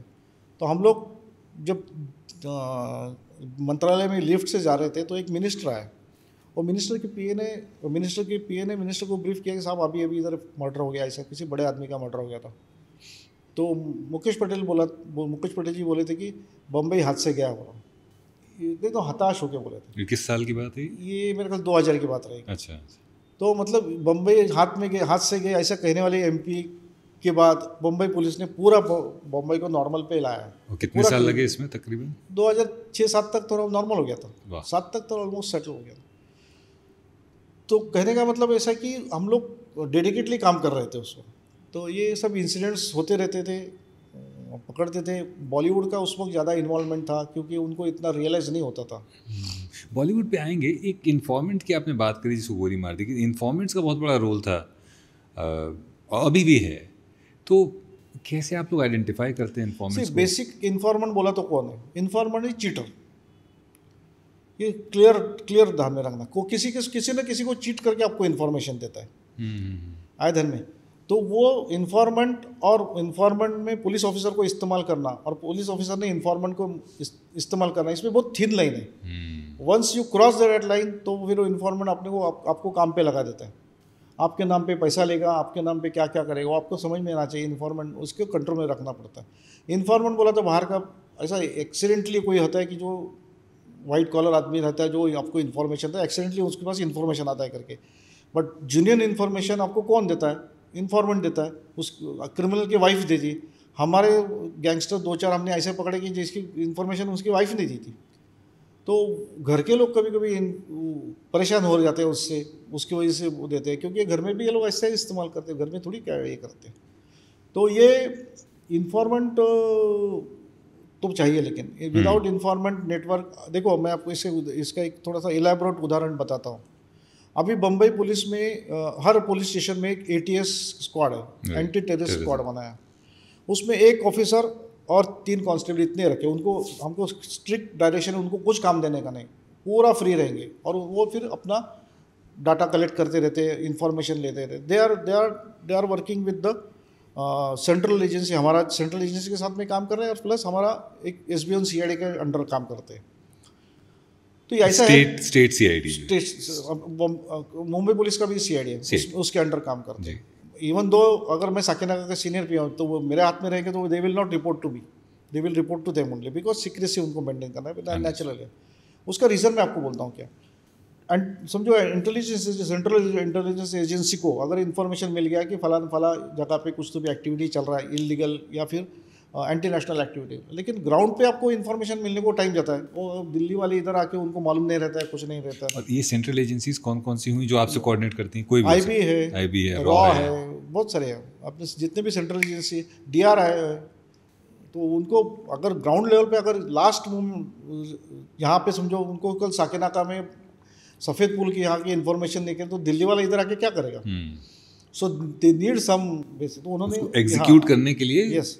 और वो आइडिया बहुत सक्सेसफुल रहा। एंड उसकी वजह से आज मुंबई में जो एंटी टेररिज्म एक्टिविटीज़ को कर्व हुआ है, वो बिकॉज ऑफ दैट ओनली इतना इफेक्टिव हो गया ना। इसकी वजह से अभी भी चल रहा है। वो केवल स्पेयर रखे रहते ATS के ऑफिसर्स, और they are working for that. फिर उनको जो भी इन्फॉर्मेशन है इमीडिएटली फिर यहाँ पे जाता है। किसी आदमी पे ध्यान रखना है, किसी चीज़ पे ध्यान रखना है, वो सब सिस्टमेटिकली दिया जाता है। तो इन्फॉर्मेंट यहाँ पे, तो वो भी तो इन्फॉर्मेंट हो गए। हमारा ATS का स्क्वाड भी तो इन्फॉर्मेंट हो गया, उनका IB का। तो डिपेंड ऑन इन्फॉर्मेशन किस तरह से आती है, क्या आती है। लेकिन क्राइम ब्रांच में अगर सक्सेसफुल होना है, ऑफिसर अगर सक्सेसफुल है, तो उसकी इन्फॉर्मेंट नेटवर्क अच्छी होनी ही चाहिए। इन्फॉर्मेंट को बहुत संभालना पड़ता है। इनफैक्ट इन्फॉर्मेंट पर तो ऐसा हो जाता था कि हमारे एक दूसरे से झगड़ा होता था, तो मेरा इन्फॉर्मेंट, क्योंकि इन्फॉर्मेंट क्रिमिनल रहता है, वो किसी और केस में पकड़ा जाता है, फिर उसको छुड़ाना, कभी कभी हमको छुड़ाना पड़ता है। एक केस में तो मैंने मेरा इन्फॉर्मेंट को अरेस्ट करवाया था जानबूझ के। मैंने मारे साहब को बोला अपने को ऐसा ऐसा वर्कआउट करने का, जेल के अंदर कुछ तो भी चल रहा है करके, तो क्या करेंगे, बोला वेपन के केस में अरेस्ट करवा देता उसको। तो उसको फिर एक वेपन केस में अरेस्ट करवाया, उसको अंदर जेल में रखा, जेल से फिर वो थ्रू हमारे सोर्सेज से वहाँ उस ये रिसेंटली बात है, मोबाइल भी उसको प्रोवाइड करवाया था, फिर अंदर से हमको इनपुट आ रहा था सब। फिर बाद में वो शायद किसी कारण से वो एक्सपोज हो गया, ये उसकी ज़्यादा क्या होशियारी, हाँ होशियारी की वजह से एक्सपोज हो गया, फिर मार पड़ा उसको अंदर, फिर हमने बेल पे छुड़ा के लिया उसको। तो इस तरह से we can to go to any extent, अगर इन्फॉर्मेशन निकलना है आपको, कहाँ से निकलना है, क्या निकलना है। मैं अभी देखो, और एक चीज़ है, आपको इन्फॉर्मेंट अगर आपके साथ है ना तो ज़िंदगी में लॉयल रहता है। अगर वो नहीं, ये एक्चुअली मेरा एक सवाल ये भी था कि कभी ऐसा भी होता है कि वो डबल क्रॉस कर दे? डबल क्रॉस अगर आपका उसके साथ कैसा रिलेशन है उसके ऊपर है। अगर और इन्फॉर्मेंट का भी इंटरेस्ट, इन्फॉर्मेंट का इंटरेस्ट केवल पैसा है तो नेचुरली वो आपको डबल क्रॉस करेगा, या फिर किसी और ऑफिसर को देगा, या एक ही इन्फॉर्मेशन 4 लोगों को बेचेगा, ऐसा भी होता है। तो मैं अभी डोंगरी में था, तो मेरा 2019-20 की बात बोल रहा हूँ, और मेरा वो इन्फॉर्मेंट था 1997 के टाइम में, उसको मैंने किसी मैटर में लाया था, उसके बाद टच में था। आई वॉज नॉट नोइंग कि ही इज़ इन्फॉर्मेंट करके, तो वो मेरे अच्छे टच में था, उसको छोड़ गया। उसके बाद दुबई शिफ्ट हो गया था, दुबई कुछ साल रहा उधर, उसके बाद आया डोंगरी में, आके मेरे को मिला होता, तो बोला साहब बहुत सालों के बाद आया, आपके लिए परफ्यूम लाया करके, बोला हो गया। बोला साहब एक बात बोलनी थी, बोला बोलो ना। बोला एक बॉम्ब ब्लास्ट का एक आरोपी है अपना, वांटेड है अभी भी, वो दुबई में मैंने देखा उसको, ये जगह पे है, ये उसने सब मेरे को डिटेल दे दिया। तो बोला अभी कैसा करेंगे, तो मेरे इंटेलिजेंस एजेंसी में कुछ कॉन्टैक्ट्स थे, अभी दुबई में हम लोग जाके तो वर्कआउट नहीं कर सकते। तो मैंने वो इंटेलिजेंस ऑफिसर्स को बुलाया और उसको दे दिया सब डिटेल्स इसकी। तो एक 20 या 25 दिन के बाद ये ऑफर आया मेरे पास। बोला सब, मैंने क्या हुआ, बोला साहब इन्फॉर्मेशन लीक हो गया। बोला क्या, वो सब छोड़ के बंद करके भाग गया वो। तो अभी इसमें चांसेस 2 हो सकते, या फिर हमारा जो सोर्स ने उसने हमारे साथ गद्दारी किया, या कुछ तो गड़बड़ है उसमें। बट 3 महीने के बाद वो ऑफिसर मेरे को मिला एंड ही टोल्ड मी कि किसी वजह से उसको स्पेयर किया, दे मस्ट बी सम ऐसा। तो इस तरह से भी क्या करना चाहता है उसको, तो वो अभी रिवील नहीं कर सकता हूँ मैं, that was the reason, but in the interest of our nation. तो इस तरह से हमको मतलब नेशनल इंटरनेशनल लेवल पे भी काम करना है। हमने यहाँ पे नेपाल में भी गए थे 2-3 बार, नेपाल पुलिस से भी हमारा कांटेक्ट अच्छा है। इनफैक्ट मैं जब प्रदीप शर्मा साहब के साथ काम कर रहा था जी, मैं आने ही वाला था उस पर, क्या बात है। तो एक दिन इन्फॉर्मेशन आ गई कि रवि पुजारी आया है करके, रवि पुजारी रेड गैंगस्टर्स इधर आ गया कि इधर नेपाल में करके, काठमांडू के आसपास कोई गांव था उसका। तो हम लोग दोनों गए और एक XYZ आदमी, ऐसे हम लोग तीनों गए वहाँ पे। तो हम लोग काठमांडू में गए, वहाँ पे जगह वो घर भी देखा हमने जिस घर में रुका था, कंफर्म हो गया वो था करके। लेकिन ऐसा हो गया कि हम लोग आने से एक दिन पहले निकल गया था, उसको पता चल गया या मालूम नहीं एक्सीडेंटली भी क्या होगा, बट वी डोंट नो। लेकिन फिर भी हमने बोला, वो हमको बाद में मालूम पड़ गया, वो मतलब 1.5 महीने के बाद मालूम पड़ गया कि वो इसकी हमारे आने से 1 महीना पहले। लेकिन उस वक्त तो ये था कि अब वर्कआउट करना है, वो है ही वहाँ पे, और घर में नहीं तो आसपास किधर तो भी अपने को वर्कआउट करना है। तो हमने नेपाल पुलिस के साथ टाइप कर लिया था। अभी नेपाल पुलिस थोड़ा सा आलसी बोल सकते हैं उसको, उनका काम करने का पैटर्न थोड़ा सा अलग है। 4-5 बज गए तो उनका घंटी बजना चालू हो जाता है। सब नहीं रहेंगे, don't make it generalize statement, कुछ स्पेसिफिक रहेंगे जिनके साथ हमने इंटरेक्शन किया था। तो हम लोग उनको पार्टी दिया था, तो वो पार्टी में उन्होंने काम का बात तो छोड़ो, ये बाकी सब ये हो गया। और उसी दिन कमल नेपाली करके एक आदमी का मर्डर हो गया था नेपाल में। तो वो ऑफिसर फिर हमको पूछने का, ये कमल, उनको कुछ मालूम नहीं इतना कमल। फिर शर्मा साहब तो उनके पास तो पूरे डिक्शनरी है, उन्होंने पूरा बोल दिया कमल नेपाली कौन है क्या है। ही वॉज सो एक्साइटेड, मतलब वो हम उनसे मदद लेने से अच्छा हमारा इन्फॉर्मेशन उसको इतना मिल गया on the spot. Pradeep Sharma ji उनके क्रिमिनल्स के बारे में उनको बता रहे पूरा उनका है कि क्या वो कमल नेपाली कौन है क्या है किस तरह से। वो बाड़ू ढोकरे करके एक क्रिमिनल था, उसका मर्डर हो गया था। भरत नेपाली था उसके साथ में था ये कमल नेपाली। तो ये सब उसकी वजह से ये वो सब स्टोरी उसने बता दिया, ये यहाँ पे था, वहाँ से हो गया, इसकी वजह से उसका मर्डर हो गया। मतलब they come to know who is he, they come to know कि भाई इसको क्यों मारा गया, ये सब उसको बैठे बैठे वहाँ पे मिल गया। तो एनीवे 2-3 दिन रह के फिर हम लोग वापस आ गए थे। फिर मालूम पड़ा कि वो एक दिन पहले ही रवि पुजारी वहाँ से गया था। तो ये आपको नेशनल इंटरनेशनल लेवल पे कॉन्टैक्ट्स रखने ही पड़ते हैं, otherwise you want to successful. हम लोग दुबई पुलिस के साथ कॉन्टैक्ट्स थे, इधर से कॉन्टैक्ट्स थे, तो इंटरेक्शन से इंफॉर्मेशन अच्छी मिलती है। आपने प्रदीप शर्मा जी की बात करी, विजय सलस्कर साहब, तो आप लोग इनकाउंटर्स के लिए बहुत मशहूर थे। 2 फेज़ थे, एक जहाँ पर इनकाउंटर स्पेशलिस्ट को बहुत सराहा गया, आज भी सराहा जाता है, बट एक फेज़ ऐसा भी आया है जहाँ पर ऐसा हुआ कि जैसे कि कहते हैं ना हॉट पोटैटो, कि कोई छूने को ही नहीं तैयार। उस समय कैसा लगता है? सी बेसिकली एनकाउंटर स्पेशलिस्ट ये जो आप जो बोल रहे हैं ना, ये उस वक्त समाज की ज़रूरत थी। जैसे मैंने अभी मुकेश पटेल जी का उदाहरण बताया, कुछ कितना भी कहिए आप, 2 रीज़न की वजह से ये अंडरवर्ल्ड कंट्रोल में आ गया। एक मोका एक्ट और एनकाउंटर, आप इसको माने नहीं माने, लेकिन हम लोग का स्ट्रांग कन्विक्शन है। देखो ये लोग कानून को इसको कुछ नहीं डरते थे, मौका की वजह से थोड़ा सा डरने लगे, लेकिन उससे पहले कुछ नहीं डरते थे। जेल से भी उनका काम चलता था। इनफैक्ट जेल में तो मोर तो डीके राव तो जेल में ज़्यादा रहना पसंद करता था। तो आजकल भी वो लॉरेंस बिश्नोई गैंग है। हाँ, तो वो वैसे ही था डीके राव तो। और ये लोग डरते उसी बात से। अभी जैसा मेरा 2010 में नवी मुंबई में ट्रांसफ़र हो गया था, तो एक ने बोला कि डीके राव का यहाँ पे एक्टिविटी करके एक इन्फॉर्मेशन देने को आया था। तो बोला ठीक है, हम लोग ट्रैप लगाते ये करते। तो उसने फिर जाके वो डीके राव को बोला अपने को नवी मुंबई में करने क्या करके। तो उसने उसको क्या मैसेज दिया मालूम है क्या?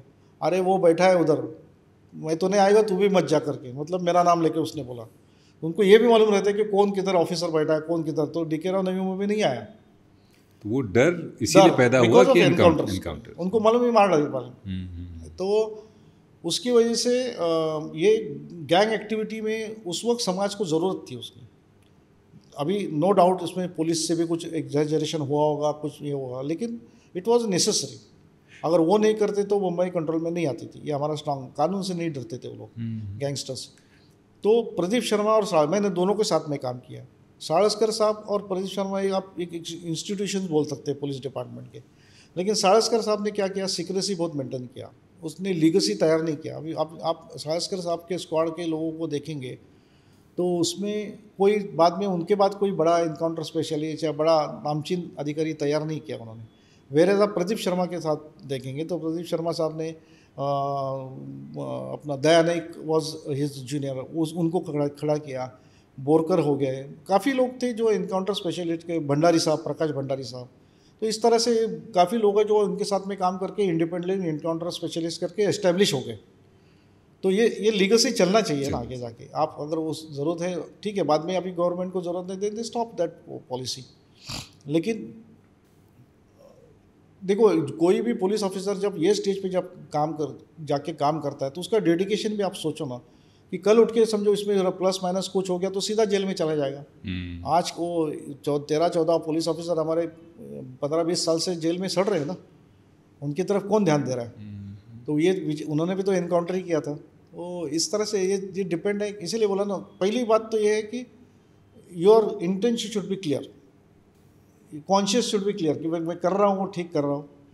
और इसके साथ में जब वो जो आरोपी को पकड़ने के लिए हम लोग जाते हैं, वो आरोपी को मालूम है कि मेरे को अगर पकड़ा तो पुलिस मारने वाली करके, तो ऐसा आदमी आपको सरेंडर होने वाला है क्या? वो तो रिटेलिएट करेगा ही ना। लेकिन आपको सबको वो झूठ स्टोरी लगती है हमारी कि वो नेचुरल है, एकदम सिंपल आदमी रहा, उसको मालूम रहा कि मेरे को पुलिस मारने वाले, तो सीधा वो गोली चलाएगा ही आपको। नेचुरल है, बहुत नेचुरल। पर इसमें 2-3 पहलू आते हैं। पहला तो ये कि ऑफकोर्स मैं ये ज़रूर जानना चाहूँगा कि जब ऐसा लगता है ना कि हमें यूज़ कर लिया, कि जब ज़रूरत थी तो ठीक है तुम करो एनकाउंटर, और जब साफ़ सफाई हो गई तो छोड़ दिया ह्यूमन राइट्स के भरोसे। वो तो नेचुरल है, जो 14-15 लोग हैं उनके लिए तो ये बराबर है। दूसरा एक पहलू ये भी है कि कुछ लोग लकीर के उस पार भी गए, तो वो भी आपको एक पर्सनल लेवल पर हर्ट तो करता ही होगा ना। देखो अप्रिसिएशन भी बनता है ना, हम लोग जब कर रहे हैं तो उसको अप्रिसिएशन भी चाहिए। जी जी जी। अभी बम्बई पुलिस में एनकाउंटर को इनिशियल स्टेज पे अप्रिसिएशन था, कुछ लोगों को गैलेंट्री में मिल गए, कुछ लोगों को, लेकिन बाद में it was stop. Some controversy हो गया उसकी वजह से। ओह, अच्छा। तो इसका एक उदाहरण मैं आपको एक बहुत बड़ा कोई गारंटी कुछ नहीं मिलता है तो इसका एक उदाहरण मैं आपको बोलता हूँ। हमने 2006 में फिरदौस करके एक गैंगस्टर को मारा, एनकाउंटर किया था उसका। फिरदौस ये यूपी का गैंगस्टर था। यूपी में उसने कृष्णानंदन राय करके एक एमएलए थे, उनके ऊपर AK-47 से 400 राउंड चलाई थी उन्होंने, 5-6। उसमें उनके 2 गनमैन ऐसे मिलकर 5-6 लोग मारे गए थे। और यूपी पुलिस पक गई थी, उनको इतना प्रेशर था कैसा भी करके वो पकड़ो, ये करो वो करो। एंड उन्होंने हमको कांटेक्ट किया था ऐसा ऐसा मलाड एरिया में वो दिखाए करके, तो उनकी भी टीम हमारे साथ में आई थी। एक DIG लेवल का ऑफिसर था, आप समझ सकते हैं कितना यूपी में कितना हड़कंप रहा था। वो गैंगस्टर्स को हमने स्पॉट किया मालाड में अपना शॉपर स्टॉप के सामने दोपहर के 1:30 बजे, 1:30 या 2 बजे। आप सोचो मालाड में वहाँ उस वक्त कितना रश रहता है। और उस वक्त वो यूपी पुलिस का कांस्टेबल के थोड़ा सा एक्साइटेड में पकड़ने के इसमें वो था, आगे आया, वो हमको नहीं पहचानता था, वो यूपी पुलिस के कांस्टेबल को पहचाना उसने। तो दिन दहाड़े उसने फायरिंग चालू किया वहाँ पर। वो तो डेरिंगबाज था ही, तो उसके बावजूद भी उसको तो कोई फर्क नहीं पड़ता है, किसी को लग गया गोली। हमको जब फायरिंग करना है तो हमको एक तो अपनी जान बचानी और साथ ही साथ कोई इनोसेंट नहीं मरना चाहिए, कोलैटरल नहीं होना चाहिए कोई भी। तो इसकी ये प्रिकॉशन लेने के बाद में हमने उसको एलिमिनेट किया। अच्छा। तो वो DIG का डायलॉग था कि बॉस इसके जैसा एनकाउंटर मैंने ज़िंदगी में नहीं देखा, इतना प्रिसाइसली आपने किया उसको विदाउट हर्टिंग एनीबडी। इसके आगे की बात आपको स्टोरी बोलता था। तो इसमें ये जो फिरदौस का एनकाउंटर था, उसका बाद यूपी पुलिस ने हमको रिवॉर्ड दिया, लेकिन हमारे यहाँ क्राइम ब्रांच से नहीं मिला। इसके आगे ऐसा था, यूपी पुलिस ने रिवॉर्ड दिया? यूपी पुलिस ने हमको, यूपी गवर्नमेंट ने हमको रिवॉर्ड दिया है। अरे वाह। स्पेशल अप्रिसिएशन लेटर भेजा है। वो बहुत बड़ा था, वहाँ पे कांड इतना बड़ा हो गया था ना। वो एक ऑफिसर बोल रहा था ये जब इसकी इनकाउंटर की न्यूज़ वहाँ पे पहुँची तो वहाँ पे घरों में लोगों ने दिए जलाए। वो इतना खतरनाक था। उसने 19 या 20 मर्डर किए थे। कृष्णानंदन राय वॉज हिज लास्ट मर्डर, लेकिन उससे पहले उसने 19 AK-47 ऐसा चलाता था वो। तो आप सोचो इतने बड़े गैंगस्टर को हमने एलिमिनेट किया तो हमको कुछ रिवॉर्ड नहीं था। उससे भी आगे जलने वाली बात यह है कि जब योगी जी चीफ मिनिस्टर बन गए तो उन्होंने वही इनकाउंटर के लिए वही यूपी की जो टीम हमारे साथ में थी उनको गैलेंट्री अवार्ड दिया, गैलेंट्री प्रेसिडेंट मेडल दिया, गैलेंट्री। ओह। तो ये जब न्यूज़ आई तो फिर मैंने हमारे जॉइंट CP मैडम बोरनकर मैडम से बात की, शी वॉज और जॉइंट CP। मैंने बोला मैडम देखो हमने इतना जान पे खेल के किया, वो लोग तो साथ में थे। हाँ खाली वो हो गया। सेकंड थिंग बोला अगर समझो गलती से इसमें से केस रजिस्टर हो जाता था तो हम लोग तो आरोपी बन जाते थे इसमें। जब हम लोग इफ आपको अगर न्याय देने का है तो इस तरह से न्याय दे। जब हम लोग अगर आरोपी केस में बन जाते तो उनको जब गारंटी है तो हमको भी गारंटी मिलना चाहिए था। लेकिन आप बोला हमारा गवर्नमेंट का पॉलिसी वो नहीं होने का ऐसे एनीवे। तो इस तरह से ये अप्रिसिएशन कभी मिलता है कभी नहीं मिलता है, लेकिन हम लोग हमारा काम डेडिकेटली करते रहते हैं। लेकिन फिरदौस का इनकाउंटर की वजह से यूपी पुलिस ने बहुत कुछ मतलब सुकून की सांस ली। तो उसके बाद एक कृपा का भी इनकाउंटर हो गया था, वो भी डेविल था, वो भी बम्बई में।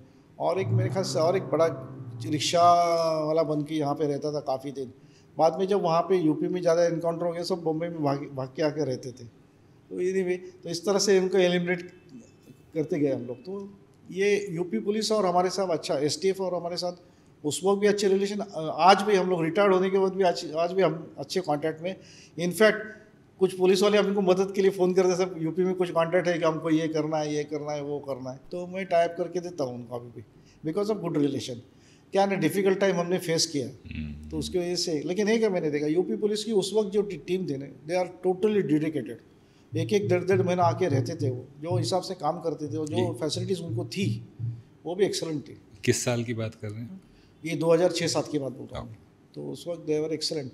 वो PK मिश्रा साहब थे, अविनाश मिश्रा साहब के ऊपर अभी तो एक ये भी आ गई है, वेब सीरीज़ भी आ गई जो अयोध्या वाली। हाँ, तो वो भी हमारे साथ में थे। रणदीप हुड्डा जी ने उनका रोल किया हुआ है। राइट। अविनाश मिश्रा साहब थे, PK मिश्रा साहब थे, अरविंद चतुर्वेदी जी थे। तो बड़ा ही कमाल का वो जो जिस पूरे इंसिडेंट पे वो वेब सीरीज बेस्ड है कि बम कैसे फटने से बचा लिया। वो कभी कभी अपने को भगवान भी साथ देता है।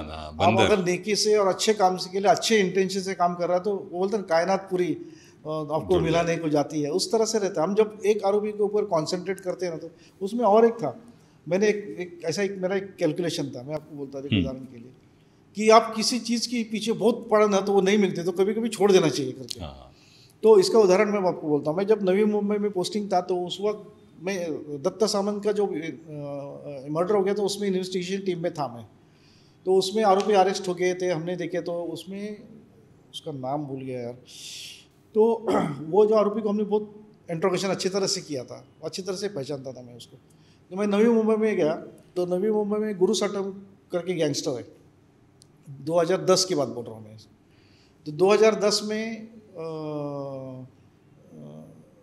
वो मैं नवी मुंबई में था तो एक इलेक्ट्रॉनिक सर्वेलेंस हमारा चल रहा था एक गैंगस्टर्स के ऊपर, और उसमें लकीली गुरु सटम आ गया। तो गुरु सटम आ गया तो बोला ये तो एक्टिव है, बोला सब लोग चल रहा है। तो एक बंदा उससे बात कर रहा है, कौन है क्या समझ में नहीं आ रहा हमको। उसने एक वर्ड इस्तेमाल किया से की मराठी में बोला उसने, भाई तुमच्यापेक्षा माझ्यावर जास्त रिवॉर्ड है। इतना बोला तो मेरा दिमाग क्लिक हो गया, बोला इसके ऊपर रिवॉर्ड। उस वक्त वो पैरोल जंप, दत्ता सामंत के केस में पैरोल जंप किया था, इसलिए उसके ऊपर 10,000 का रिवॉर्ड दिया था। और मुंबई हाई कोर्ट ने पूना सीपी और मुंबई सीपी दोनों को लेफ्ट राइट लिया था, कंपलसरी आ जाओ करके। देवेंद्र भरती साहब was additional commissioner crime branch में या डीसीपी थे मेरे से।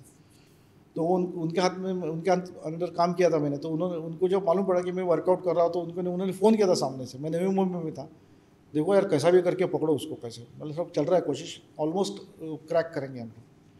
तो हम लोग उसके लिए एक जगह पे जाते थे रोज़, थोड़ा सा आउट ऑफ ये था। तो वो जगह पे 3-4 बार गए नहीं। तो मैं बोला अभी देख हम लोग, मतलब ऐसा था कि हमको मालूम भी पड़ रहा था यहाँ पे आ रहा है लेकिन दिख नहीं रहा था अपने आंखों के सामने। तो मैंने हमारे टीम को बोल दिया वी आर विड्रॉइंग, अभी छोड़ दो बाद में देखेंगे बोला इसको। सिर्फ एक प्राइवेट आदमी को वहाँ पे रखा और हम लोग वापस आए। घर में पहुँचने को हमको 2.5-3 घंटा लगा। घर पे आके मैं स्नान किया और खाना खा रहा था, इतने में फ़ोन आया कि रात को 9 बजे ये जगह पे आने वाला करके।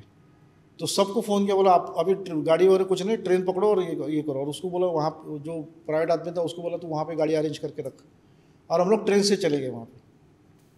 आप सोचेंगे हम लोग 8:30 बजे पहुँचे, 9:15 बजे आरोपी हाथ में थे हमारे, और उसके साथ एक एक्स्ट्रा बड़ा आरोपी भी मिल गया था हमको। तो इस तरह से पकड़ा गया था। तो मैं बोला अच्छे इंटेंशन आप जब काम करते हो तो आपको भगवान भी मदद करता है। तो और सबसे पहले जब पकड़ा तो उसने, जैसे ही हमने पकड़ा तो मैंने एक्चुअली उसको पहचाना नहीं। उसने मेरे को नाम से बोला, धर्माधिकारी साहब नमस्कार करके बोला। तो उसको तो पहले लगा कि मार डालेंगे करके। तो बोला मारणार काय करके, मैंने मराठी में पूछा मारणार काय, म्हटलं नाही सर काळजी करू नका घेऊन जातो त्याला म्हणून। तो इतना उनको दहशत थी उसके ऊपर। मैं नाम भूल गया उसका, अभी वो जेल में।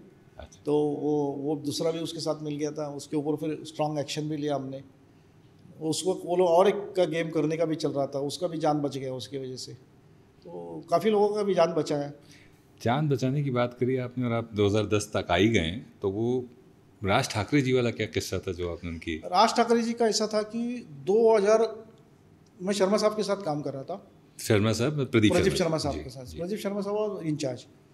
तो 2006 या 7 के दरमियान एक क्रिमिनल का इंफॉर्मेशन हमको मिल गया था। तो ही वॉज अंडर सर्वेलेंस और मैं इट वॉज माई इन्फॉर्मेशन। तो वर्कआउट कर रहा था, हमने जाके जगह भी देख के आया, उनका बैठना उठना कहाँ पे क्या है सब देख के आया था। और देवर इतना मालूम था कि कुछ तो भी बहुत बड़ा काम करने वाले, इतना मालूम था, क्या करने वाले मालूम नहीं था। तो फिर वो सर्वेलेंस में एवरी डे मॉर्निंग को जॉइंट सीपी को रिपोर्ट जाता है एंड जो जिसने रखा है उसको रिपोर्ट जाता है, बाकी किसी को रिपोर्ट नहीं जाता उसके बारे में, एक सीक्रेसी मेंटेन करते।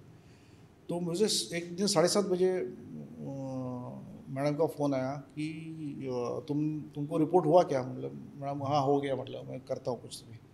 उसमें ऐसा था कि उनका प्लानिंग चल रहा था कि इसको जब राज ठाकरे जी दौरे पे जाएंगे तो उनके ऊपर अटैक करने का प्लानिंग चल रही। एक क्रिमिनल ही थे उनकी, एक्चुअली हमको आइडेंटिटी एस्टेब्लिश नहीं हो चुकी थी, only few numbers were there. तो ये जब तो हमने तो मैडम बोला कुछ दिन रुकते हम लोग, कुछ ना कुछ क्रैक आउट करेंगे। लेकिन इतना बड़ा जब ये आया उसमें कुछ नाम्स आए थे, जो नाम की वजह से मैडम बोली कि we will not take the risk. तो फिर मैं नहा धो के ऑफिस के लिए तैयार हो रहा था टीवी लगाया था, न्यूज़ देख रहा था, तो इतने में टीवी पे आ गया कि राज ठाकरे जी सीपी साहब से मिलने पहुँचे करके अचानक।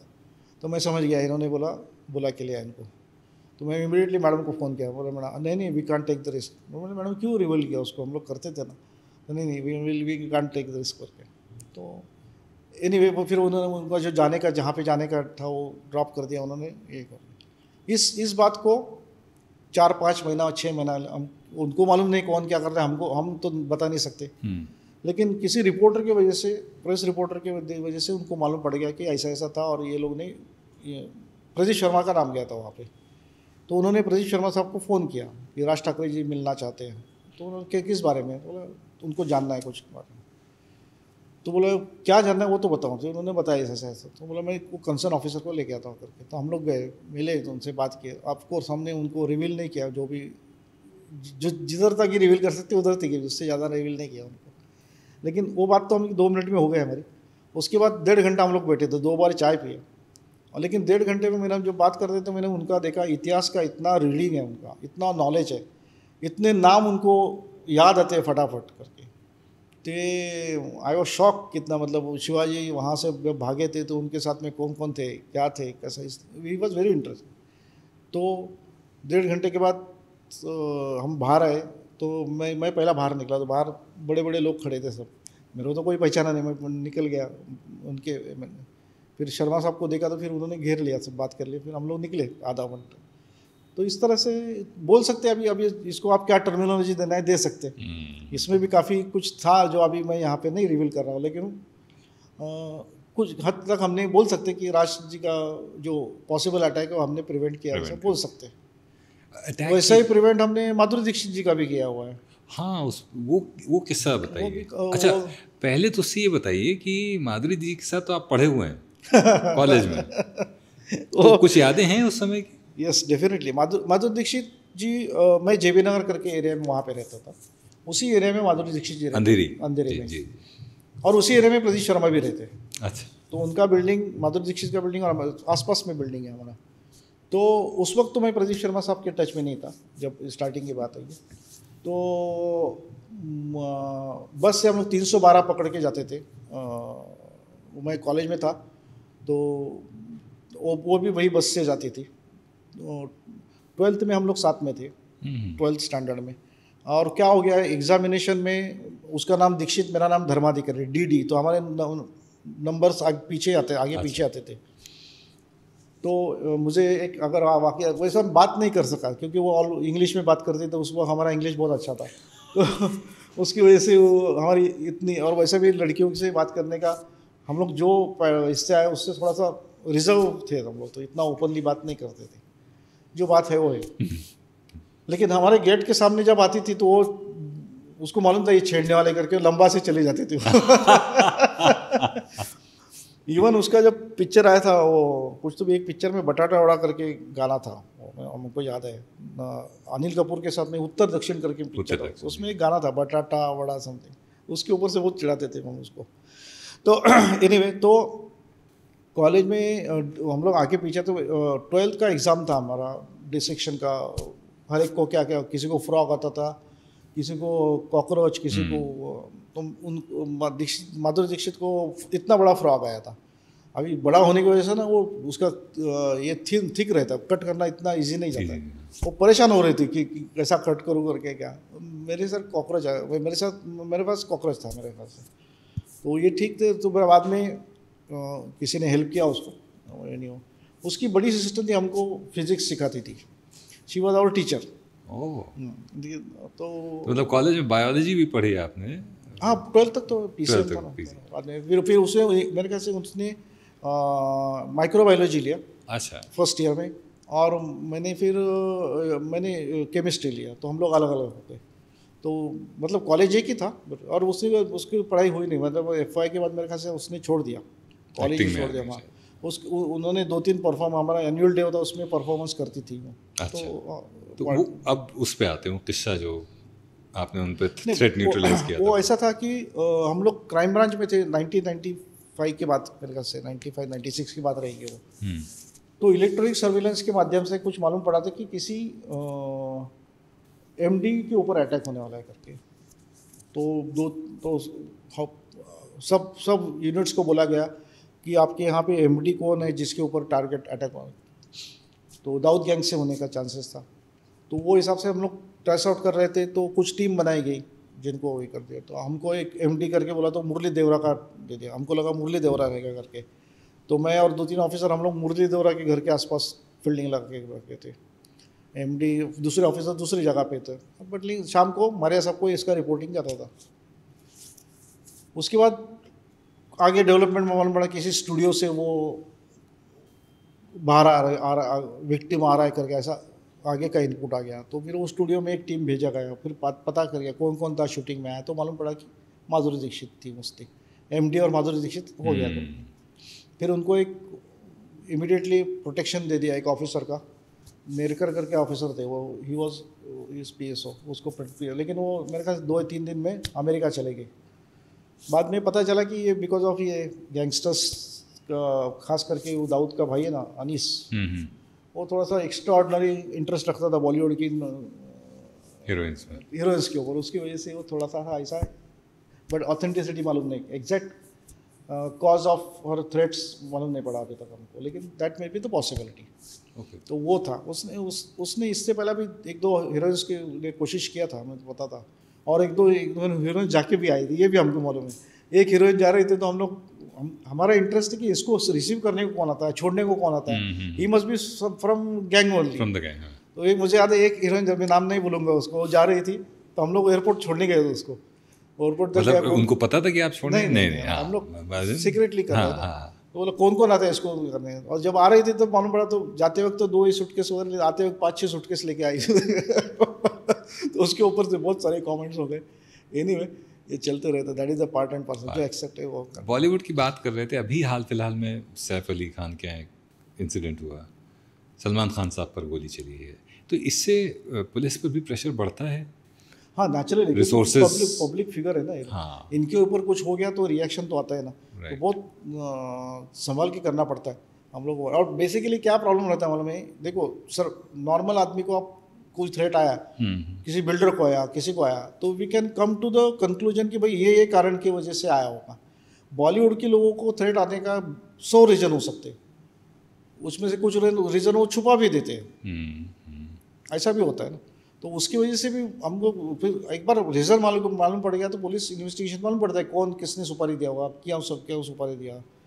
अभी राजकुमार संतोषी के ऊपर एक बार वो एजाज लकड़ावाला करके एक गैंग है, उसने राजकुमार संतोषी की एक्सटॉर्शन के लिए मारने का प्लानिंग कर रहा था वो। तो हम लोग, मैं खुद था उस ऑपरेशन में, हम लोग 15 दिन उनको घर के नीचे बैठते थे, मैं वॉचमैन करके बैठता था, मेरे साथ एक कांदड़ों का ऑफिसर है, वो बटाटा वाला बन के बैठता था। तो हम लोग 15 दिन फील्डिंग लगाया था।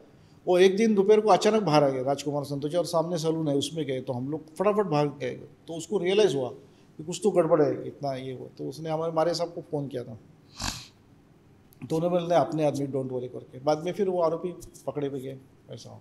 तो ये अब तो अंडरवर्ल्ड बॉलीवुड कोई वो नहीं उतना, पर क्या एक ऐसा समय था जब बड़े मधुर रिश्ते हुआ करते थे? हाँ, बहुत सारे थे, और वो नामचीन भी लोग हैं, मशहूर भी लोग हैं, कि जे लोगों ने क्रेज़ था उनको पहला। कुछ लोग कंपल्शन की वजह से थे, कुछ लोग ऐसा रखते कि अपने को ज़्यादा से ज़्यादा फिल्म में ब्रेक मिले करके। तो किसी का फ़ोन आने के बाद चेंज रोल किसी को ज़्यादा मिलते थे। हमने एक बाबा गैब्रियल करके गैंगस्टर को पकड़ा था, दुबई में काफ़ी दिन था वो। उसके इंट्रोगेशन में उसने बॉलीवुड की काफ़ी सीक्रेट्स हमको बोले थे, कौन सी हीरोइन किसके पास रहती थी, क्या रहती थी, कैसा चलता, सब उसने बोला था उस वक्त। तो ये इंट्रोगेशन, आरोपी के इंट्रोगेशन में हमको पता चलता है कौन किधर जाता है, कौन किधर जाता है। इसीलिए ये बॉलीवुड और अंडरवर्ल्ड, ये इसका नक्शे तोड़ने के लिए हमने एक बहुत अच्छा पॉलिसी इस्तेमाल किया था गुलशन कुमार केस में। आपको याद है गुलशन कुमार केस से पहला ये लोग फ्रीली बॉलीवुड दुबई जाना, इससे मिलना उससे मिलना करते थे। तो दैट टाइम ऐसा पॉलिसी बनाया गया कि सबको इंट्रोगेट, गुलशन कुमार का मर्डर की कॉन्स्पिरेसी वहाँ पे जो मीटिंग हो गई थी उसमें हैच की गई, ऐसा प्रिलिमिनरी इन्वेस्टिगेशन में मालूम था। दुबई में हैच हुई, दुबई में।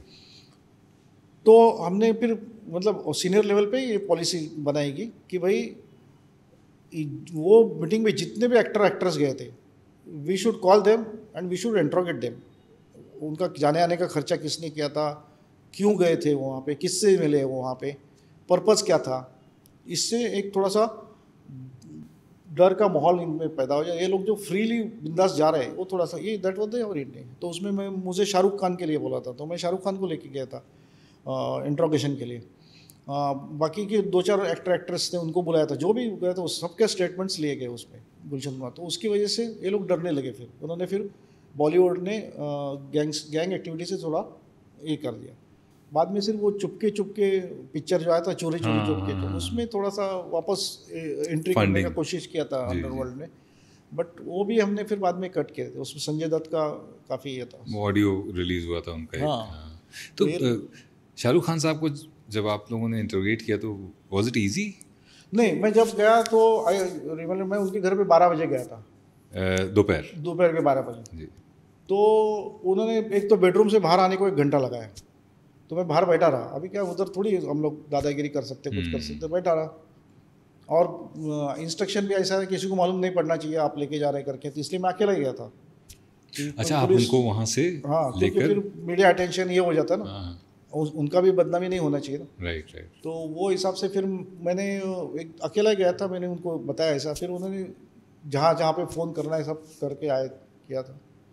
फिर आने के बाद अपोलॉजी उन्होंने कि सॉरी आपको वेट करना है, मैं 4 बजे आया सुबह शूटिंग से। बोला ठीक है कोई बात नहीं। बोला फिर मैं थोड़ा सा तैयार होता हूँ, आधा घंटे में फिर आ गए वापस। फिर हम लोग गाड़ी में बैठे, उनकी गाड़ी में बैठे, पुलिस में गाड़ी भी नहीं लेके गया था।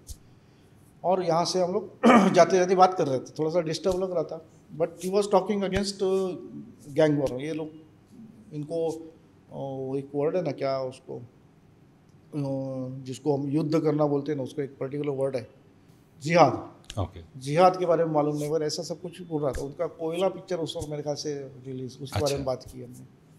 देन हम लोग वहाँ पे पहुँचे, तो उस वक्त जाते वक्त तो हम लोग नॉर्मली ऊपर गए, लेकिन ये कहाँ ले गए आप? हेड ऑफिस क्रॉफर्ड मार्केट में। अच्छा, क्रॉफर्ड मार्केट। लेकिन वहाँ पे हमारे जो जॉइंट कमिश्नर थे वो सीपी साहब के मीटिंग में गए थे, तो उनको आने को आधा घंटा लग गया। इतने में मीडिया को मालूम पड़ गया नीचे। तो जब हम लोग इंट्रोगेशन करके नीचे उतरे तो पूरा मीडिया जमा हो गया था, तो कैसे भी करके निकाला, उनको भेज दिया। फिर बाद में लेकिन सबको मालूम पड़ गया कि इट वॉज वो पर्पज से उनको कॉल किया था, उनका कुछ इन्वॉल्वमेंट है करके नहीं लाया था, जस्ट ये इस तरह से थोड़ा सा ये दूर हो जाए करके इससे। और उसके बाद कोऑपरेशन किया इन्होंने, दे रियलाइज। फिर बाद में उन्होंने बॉलीवुड थोड़ा सा लंबा होते गया, लेकिन कुछ मिस्चीवस, कुछ क्रिमिनली बॉलीवुड में आए थे, तो उसको क्या करेंगे। जिस तरह से हिंदुस्तान में 2 चीज़ें बिकती हैं, क्रिकेट और एक बॉलीवुड में तो डायरेक्ट इन्वॉल्वमेंट था, क्रिकेट में आया है बुकीज़ के ज़रिए। तो ये जब पूरा किस्सा हुआ जहाँ पर दिल्ली पुलिस ने नेक्सस को अनर्थ किया, उससे पहले भी जब मोहम्मद अजहरुद्दीन और मनोज प्रभाकर वाला इंसिडेंट हुआ, उसमें आप किसी तरह इन्वेस्टिगेशन में इन्वॉल्व थे? इसमें बेसिकली मैं आपको बोलता हूँ, ये तो बहुत लेटर बात है। हमने 1995 में एक इनका एक्सपोज किया था, और हमारे डीसीपी मारिया साहब ने उसके बारे में क्रिकेट कंट्रोल बोर्ड को एक रिपोर्ट भी ऑफिशियल भेजी थी, व्हाट वी हैव फाउंड करके। अगर उस वक्त उसमें स्ट्रांगली एक्शन लिया जाता तो आगे ये लोग नहीं आते थे, लेकिन उसमें इतना बड़ा प्लेयर इन्वॉल्व था कि बीसीसीआई को डेयरिंग नहीं हुआ एक्शन लेने का, तो हमारा रिपोर्ट को उन्होंने डाल दिया। उसमें स्टोरी ऐसा था, मैं बोलता हूँ, हमको क्रिकेट बुकी के बारे में इंफॉर्मेशन आती थी कि ऐसा ऐसा आज के मैच में इन्होंने ये फिक्स किया, वो फिक्स किया करके। 95 में आपको? 95 की बात है। तो एक बुकी का नाम आया, मतलब कोड नेम आता है ना, मालूम नहीं पड़ता। तो उसको लेके आया तो निकला कौन, मेरा बचपन का दोस्त। तो बोलता अरे तू कैसा आया, मेरा स्टाफ लेके आया था, मैं तो नहीं था नहीं। तू बोला तू इधर कैसा? फिर इसने बोला साहब वो यही है। अरे बोला तू है, काय को पकड़ा, ये लफड़े में क्यों पड़ा? बोला तो गलती हो गया, ये जो भी है। फिर वो मेरा ये पहचान का होने वजह से थोड़ा सा ओपन ज़्यादा हो गया, फटाफट ज़्यादा हमको तकलीफ नहीं होगी, तो सब उसने बोल दिया। तो बहुत बड़ा क्रिकेट प्लेयर उसके टच में था, जिसको मैनेज कर रहा था वो। तो फिर हमने जाके उसको मारे सब मैनेज, मतलब डीलिंग्स, सब डीलिंग कर रहा था। मैं आपको बोलता हूँ, मैं क्रिकेट का बहुत बड़ा फैन था। मैं टेस्ट मैच पहला बॉल से लास्ट बॉल तक देखने वाला आदमी था, लेकिन ये जब हो गया तो मैंने क्रिकेट देखना बंद कर दिया। बोला ये सब फालतूगिरी है, सब पब्लिक को ये बनाते हैं करके। एटलीस्ट मैंने कम IPL में थोड़ा बहुत देखा, लेकिन नॉट ये। तो उसमें वो बड़ा, उसको हमने बहुत अच्छे से ट्रैप किया था, उसको फ़ोन करवाया उससे। वो जो क्रिकेट वो प्लेयर था बहुत एब्रॉड था, उसने 1.5 करोड़ में डील करवाया, 1.25 करोड़ कैश, 25 लाख चेक, सब करवाया, कंफर्म करवाया सब। ये कंफर्म करके एक रिपोर्ट भेजा हमने, ऐसा नहीं वो भी मारिया साहब ने भेजा हुआ है। तो अनफॉर्चुनेटली हुआ नहीं, बाद में वो बहुत बड़ा प्लेयर बन गया, क्या क्या उसको मिल गया सब। तो ये क्रिकेट में बुकी है, ये कोई माने नहीं माने, क्रिकेट में बुकी लोगों का बहुत बड़ा रोल है। अनफॉर्चुनेटली इंडिया में तो है, बाहर का अपने को वर्ल्ड वाइड ही है ये। एक और किस्सा याद आता है आपको, गैंगस्टर फ़हीम मर्चेंट, फ़हीम मचमच के बारे में। मचमच, फ़हीम मचमच इंटरनेशनल एयरपोर्ट से उनको डिटेन किया था। वो फ़हीम मचमच है ना, वो एक फेमिनाइन कैरेक्टर है, मतलब ऐसा उसमें थोड़ी सी उसको आदत थी ऐसा ऐसा ऐसा करने की उसमें, और बहुत ख़तरनाक। उसने फ़हीम मचमच ने हमारे सब के ऊपर अटैक करने का कोशिश किया था, हमारे एक एसीपी थे उसके ऊपर अटैक करने का, फील्डिंग लगाने की कोशिश किया था, इतना तो खतरनाक था वो। तो वो ये XYZ फ्लाइट से जाना है, उस वक्त एयरपोर्ट पे इतना अभी के जैसा सिक्योरिटी कवर नहीं था, तो हमको एक्सेस मिलता था क्राइम ब्रांच के ऑफिसर्स को, लास्ट मोमेंट तक, लास्ट पॉइंट तक हमको एक्सेस था। तो क्योंकि मैंने फ़हीम मचमच को देखा था पहला, इसलिए मेरे को लेके गए थे। तो हम लोग साथ में खड़े, तो मुझे याद है वो एस्केलेटर्स के ऊपर आ रहा था, तो सब का बोर्डिंग हो गया था और इसके नाम का अनाउंसमेंट हो रहा था, this is last and final. तो इतने में मैंने देखा वो एस्केलेटर्स में सामने खड़ा है, आने वाला एक ही रास्ता है, ऐसा ऊपर जो सूरज जैसा ऊपर उगता है ना, वैसा ऐसा ऊपर आ रहा है वो। देखा टोपी वगैरह पहन के आया, देखा मैंने पहचाना, उसने भी मेरे को पहचाना लेकिन उसने दिखाया नहीं मेरे को। बोला क्या फ़हीम, तो बोला कौन साहब क्या, बोला नहीं पहचाना क्या, नहीं बोला। फिर उसको हमने ले लिया ताबे और उसको दूसरे रास्ते से लेके जा रहा था, तो ही वॉज अंडर इम्प्रेशन कि हम उसको एलिमिनेट करेंगे।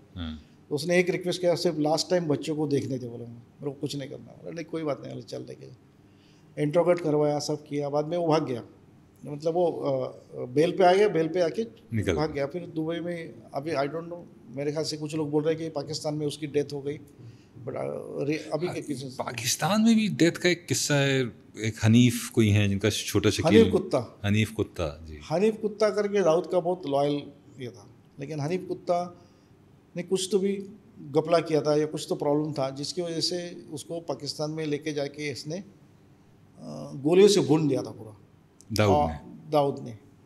और फिर उसकी फैमिली को बुला के लिया दुबई में, फैमिली को फिर शॉपिंग करवाया, ये करवाया, उनको बोला गया कि वो पी लिया से मर गया करके। तो ये हमको इसलिए मालूम पड़ा कि जब ये आ रही थी फैमिली, तो पूरी फैमिली को हमने ताबे में लिया था, इंट्रोगेशन किया था उनका कि आप कहाँ पे रुके थे, किसके पास गए थे, क्यों बुलाए थे, सब क्या। तो उन्होंने बताया ऐसा ऐसा पी लिया, लेकिन हमको मालूम पड़ गया था कि उसको एक्चुअली पाकिस्तान में मारा था उन्होंने। तो ये अपने लोगों को भी छोड़ते नहीं। इसका और एक किस्सा मैं आपको बोलता हूँ, मेरे ख्याल से अबू सालिम का किस्सा है। एक बार एक गैंगस्टर ने फ़ोन करके बोल दिया, भाई वो राजू है ना, वो अपने खिलाफ बहुत बात करता है, ये करता है, वो करता है, गाली देता है, ये करता है, और शायद अपोजिशन से मिला है वगैरह वगैरह। तो उसने बोला आया अपने एरिया में, ठोक दूँ क्या उसको। तो बाबू सलीम को क्या, उसको कौन राजू क्या पड़ा है, ठोक दे बोला उसने।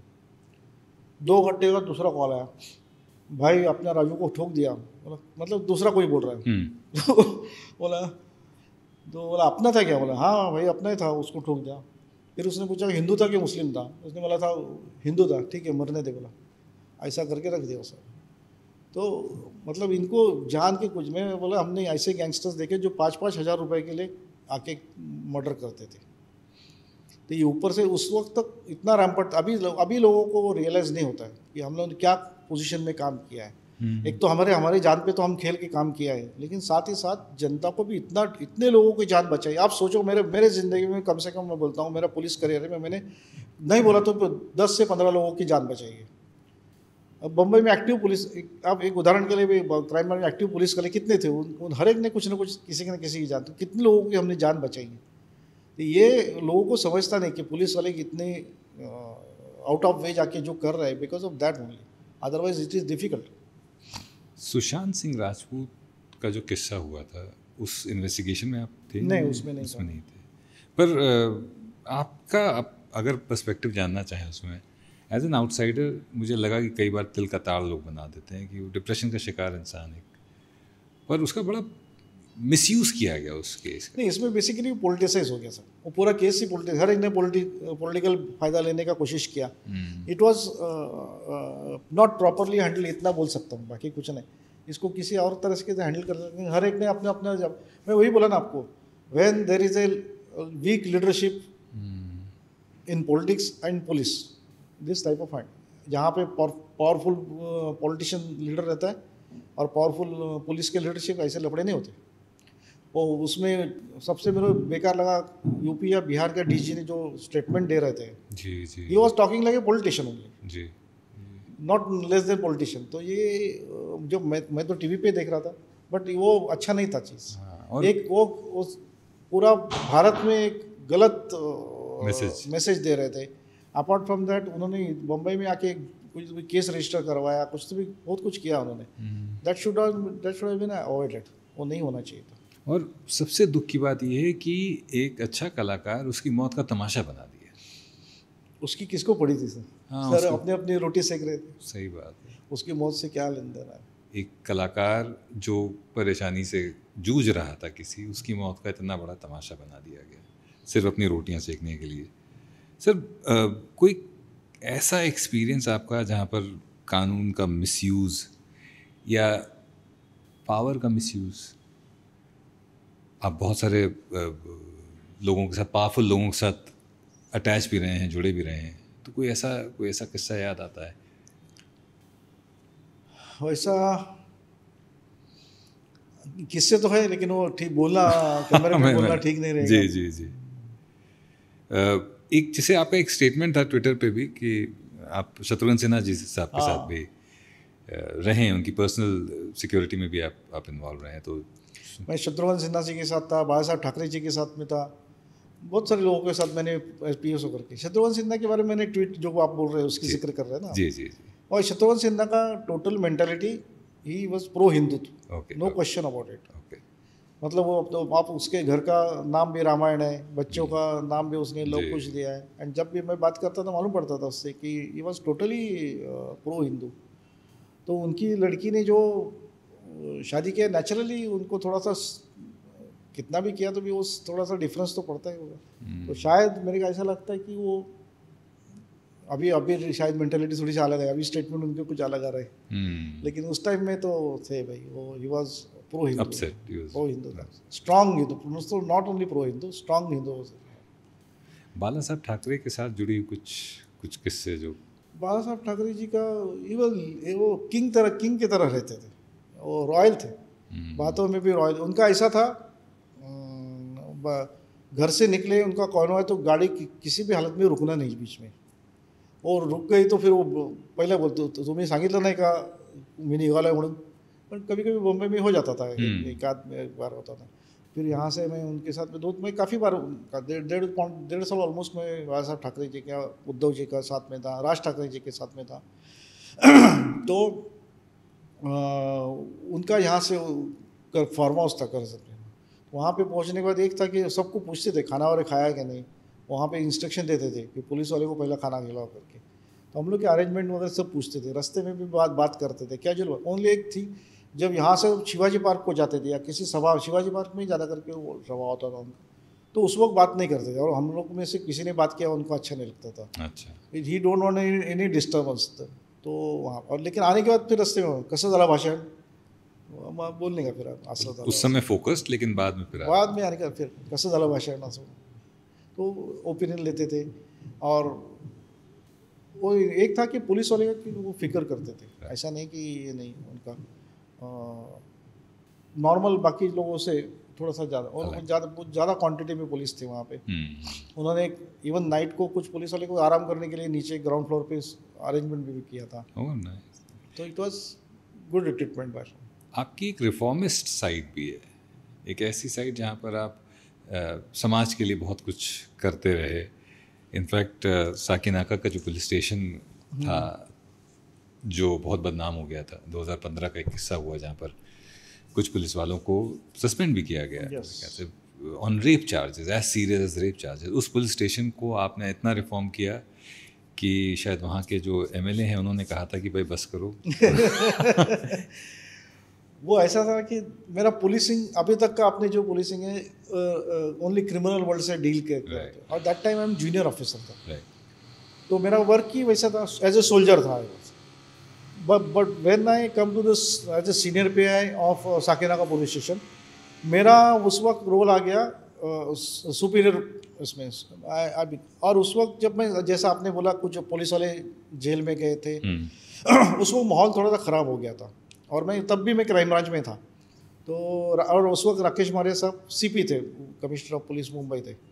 तो उन्होंने एक दिन सबको बुलाया, जो क्राइम ब्रांच के जो ऑफिसर थे उनको बुलाया और बोला कि मैं तुमको पुलिस स्टेशन में पोस्टिंग करने वाला, तुम पुलिस स्टेशन में जाओ।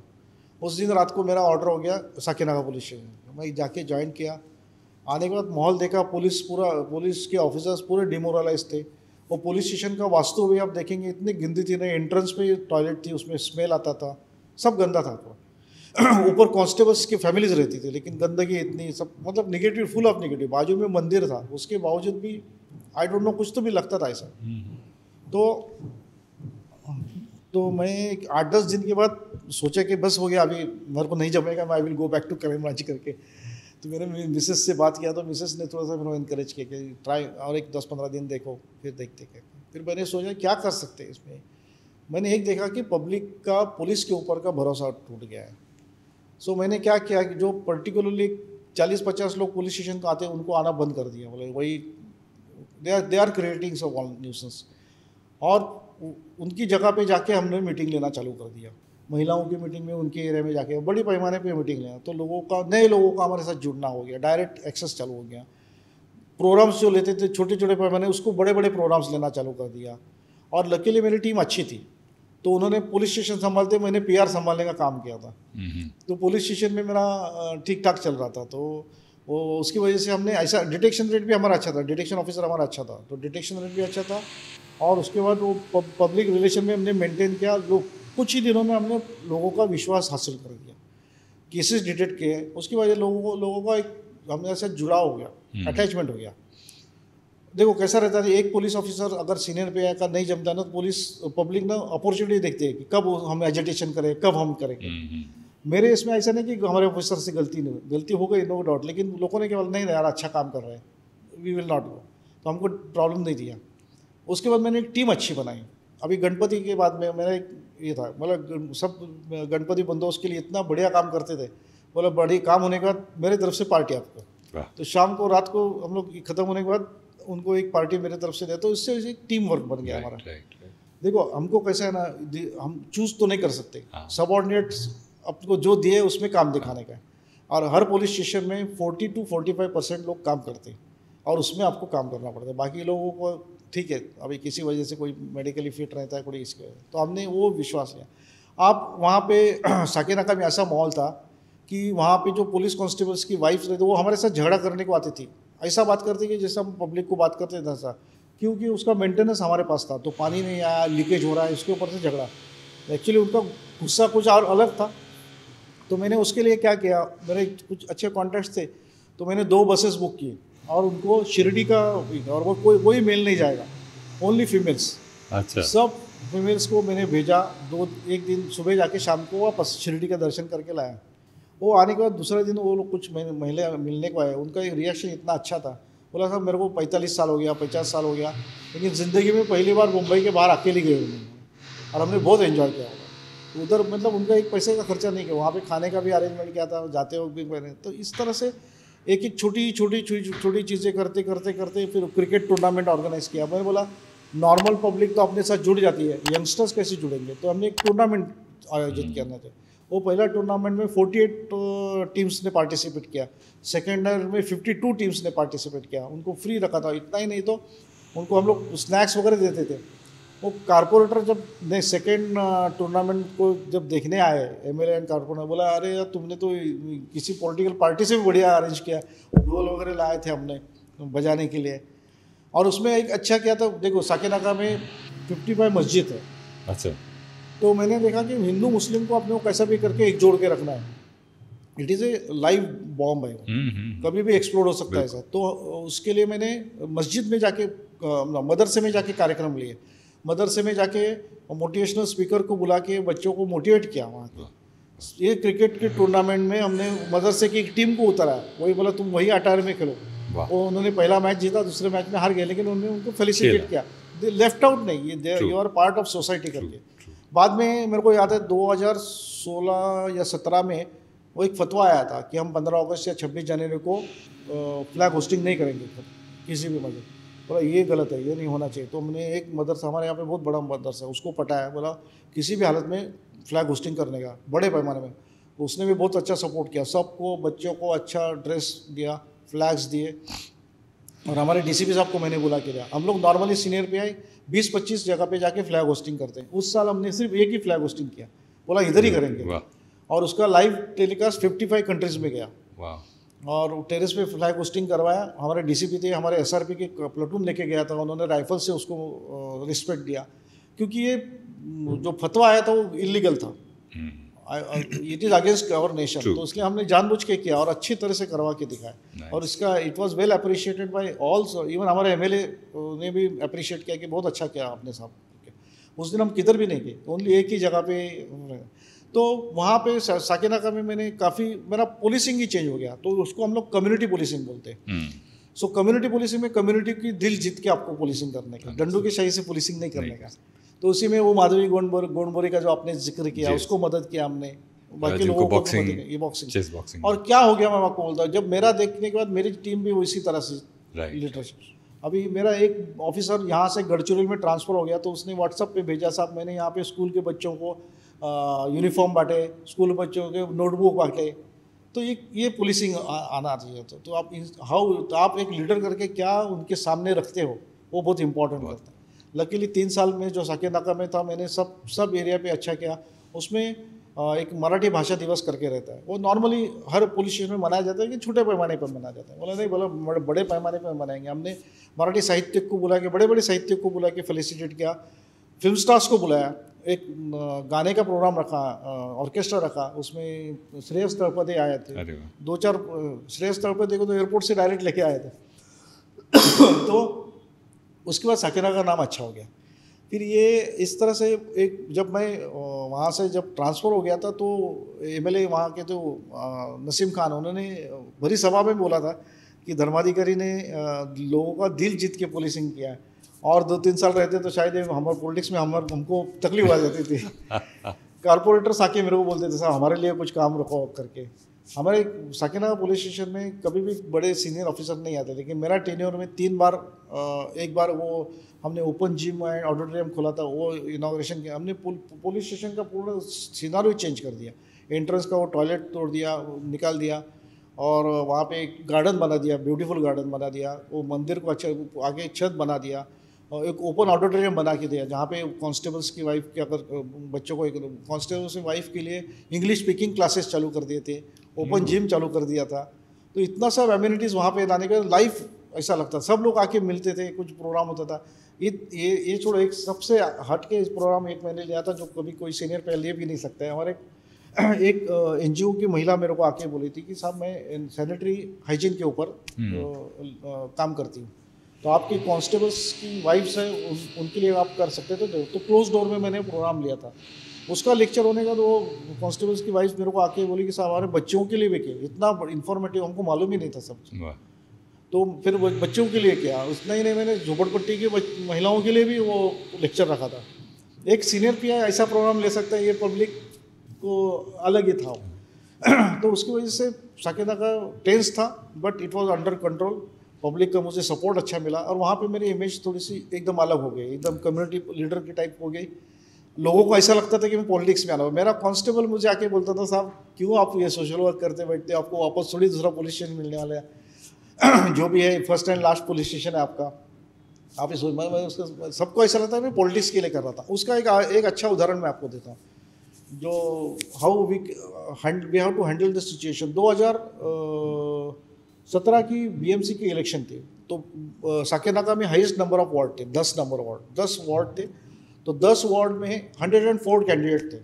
आप साकिना का एरिया देखेंगे ना, छोटा छोटा गली है। आप सोचो यहाँ से बीजेपी की रैली है, यहाँ से कांग्रेस के लिए आ रही है, तो हम लोग सब मैनेज करें 15 दिन। बहुत हीटअप हो गया था वो। और एक पर्टिकुलर वार्ड में थोड़ा सा प्रॉब्लम हो गया था क्योंकि मार्जिन बहुत कम आने की वजह से टेंशन था।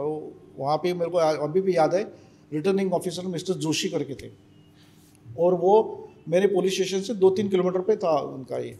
तो मैं बोला डोंट वरी, हम लोग मैनेज कर लेंगे। नहीं देखो मेरे को इनपुट है, कुछ तो भी लफड़ा होने वाला है, ये डोंट वरी वाला करेंगे हम लोग। फिर पुलिस स्टेशन में आके बैठा था तो मैंने बोला क्या करेंगे क्या करेंगे। फिर मेरा दिमाग में आया, बोला सब खाने पे बुलाता। एक दिन का बीच में गैप था, 19 को शायद ये इलेक्शन हो गया था और 21 को रिजल्ट था, तो 20 को इवनिंग शाम था। तो मैंने 104 लोगों को इनविटेशन भेजा और उनको बोला आपके स्पाउस के साथ आ जाओ, अगर हस्बैंड खड़ा है तो वाइफ आ जाए, वाइफ है तो हस्बैंड वाइफ सब आए। और इतना लैविश डिनर आयोजित किया था, फव्वारे लगाए थे, जैसे शादी में रहता वैसा लैविश डिनर उनके लिए रखा था, और राउंड टेबल रखे थे। और बैठते वक्त सब मिक्स होकर बैठते, हंसी मजाक कर रहे हैं। मैंने पूरा स्टाफ और ऑफिसर्स को बोला सब फोटो खींचो फटाफट, जैसे बात करते पूरा इसका फ़ोटो खींचा। उन्होंने भी आपस में भी खींचा, हाथ एक दूसरे के गले पे हाथ डाल रहे हैं, मस्ती कर रहे हैं। और रात ही रात हमने उसको वायरल कर दिया सब जगह पे, सब ने अपने। तो सबको तब परिवार ये तो सब एक साथ मिलके हंस रहे खा रहे, हम लोग क्यों टेंशन ले रहे हैं। उसकी वजह से हमारा दूसरा दिन का काउंटिंग विदाउट एनी इंसिडेंट हो गया। अरे तो ये होने के बाद तो काउंटिंग का बंदोबस्त खत्म होने के बाद वो है पुलिस स्टेशन में आके अपना रूटीन काम करते बैठा था। तो 4:15 हो गए थे, तो जोशी साहब का फ़ोन आया, बोला साहब 5 मिनट के लिए आ जाओ ना। बोला हो गया था मैं क्या बंदा, नहीं आ जाओ आप करके। तो मेरा सरप्राइज़ देखो क्या मतलब कि वो उन्होंने जो 10 के 10 कैंडिडेट थे उनको बैठा के रखा था, जो जीते हुए कैंडिडेट। बोला इनको सर्टिफिकेट आपके हाथ से दिया जाएगा। तो विनिंग कैंडिडेट का सर्टिफिकेट मेरे हाथ से उन्होंने दिया, ये मेरे को रिस्पेक्ट दिया उन्होंने उसमें, मतलब दे अप्रिशिएट माई एफर्ट्स उसमें।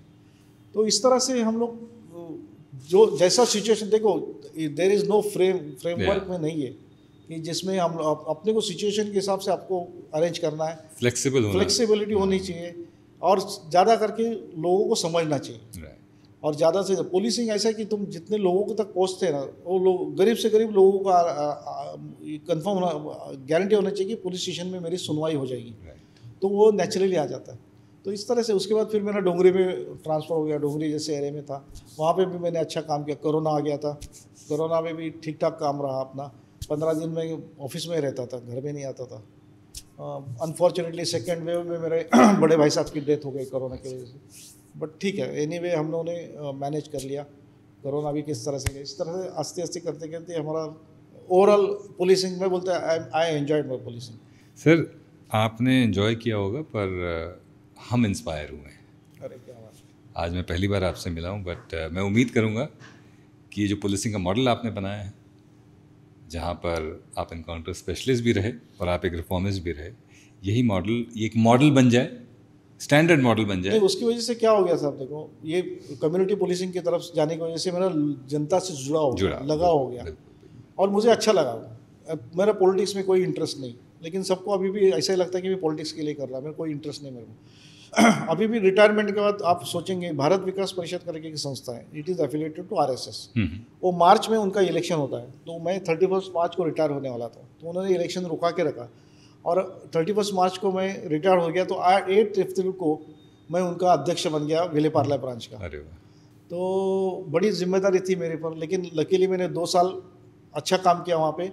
वो 2 साल में हमारी जो ब्रांच थी वो गोवा, गुजरात एंड महाराष्ट्र, ये तीनों राज्यों में टॉप पे लेके आया मैं। उसकी वजह से उन्होंने मेरे को एक्सेलरेटेड प्रमोशन, बहुत एक्सेलरेटेड प्रमोशन। मैं अभी कोंकण और मुंबई कोंकण प्रांत का अध्यक्ष हूँ भारत विकास परिषद का, मतलब एक ब्रांच का मैं अध्यक्ष था, अभी 33 ब्रांचेस का अध्यक्ष बन गया हूँ।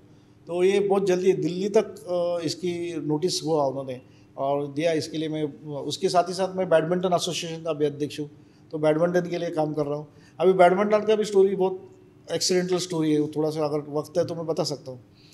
वो कोरोना जब जा रहा था तो उसके बाद मैंने अपने दोस्तों के साथ बात करते करते बोला कि अरे यार पब्लिक बाहर आई नहीं बहुत दिनों से, हम लोग एक इंटरटेनमेंट का प्रोग्राम करते हैं जिससे पब्लिक को इकट्ठा करेंगे। तो उसमें से एक बोला रहे वो करने से अच्छा बैडमिंटन का हम टूर्नामेंट करेंगे, क्योंकि बैडमिंटन के प्लेयर्स को 2-3 साल से खेलने को ही नहीं मिला। तो बोला तुम लोग मैनेज करें तो मैं सपोर्ट करते बोला। तो हम लोगों ने जूहू क्लब में टूर्नामेंट ऑर्गेनाइज किया। हम सोचे 200-300 लोग आ जाएंगे करके, लेकिन 800 4 एंट्री आ गई, तो हमारी भागदौड़ हो गई। फिर हमने अंधेरी स्पोर्ट्स क्लब का जो 7 कोर्ट है वो लिया, अंधेरी रिक्रिएशन का 1 कोर्ट है वो लिया, और साइमल्टेनियसली 3 कोर्ट पे टूर्नामेंट 5 दिन लिए। 5 दिन में 793 मैचेस हो गए। ऑल ओवर महाराष्ट्र से लोग आए थे, फर्स्ट टूर्नामेंट कोरोना के बाद का। और उसमें जो छोटे बच्चों के टूर्नामेंट थे वो इन्हें जानबूझ के जू क्लब में रखे, क्योंकि जू क्लब इतना प्रेस्टिजियस है, जहाँ पे अमिताभ बच्चन ये लोग सब बोले ये बच्चों को, जब नागपुर से आया हुआ, कोल्हापुर से आया हुआ बच्चा जब एक देख के जाएगा जिंदगी भर याद रखेगा बोला।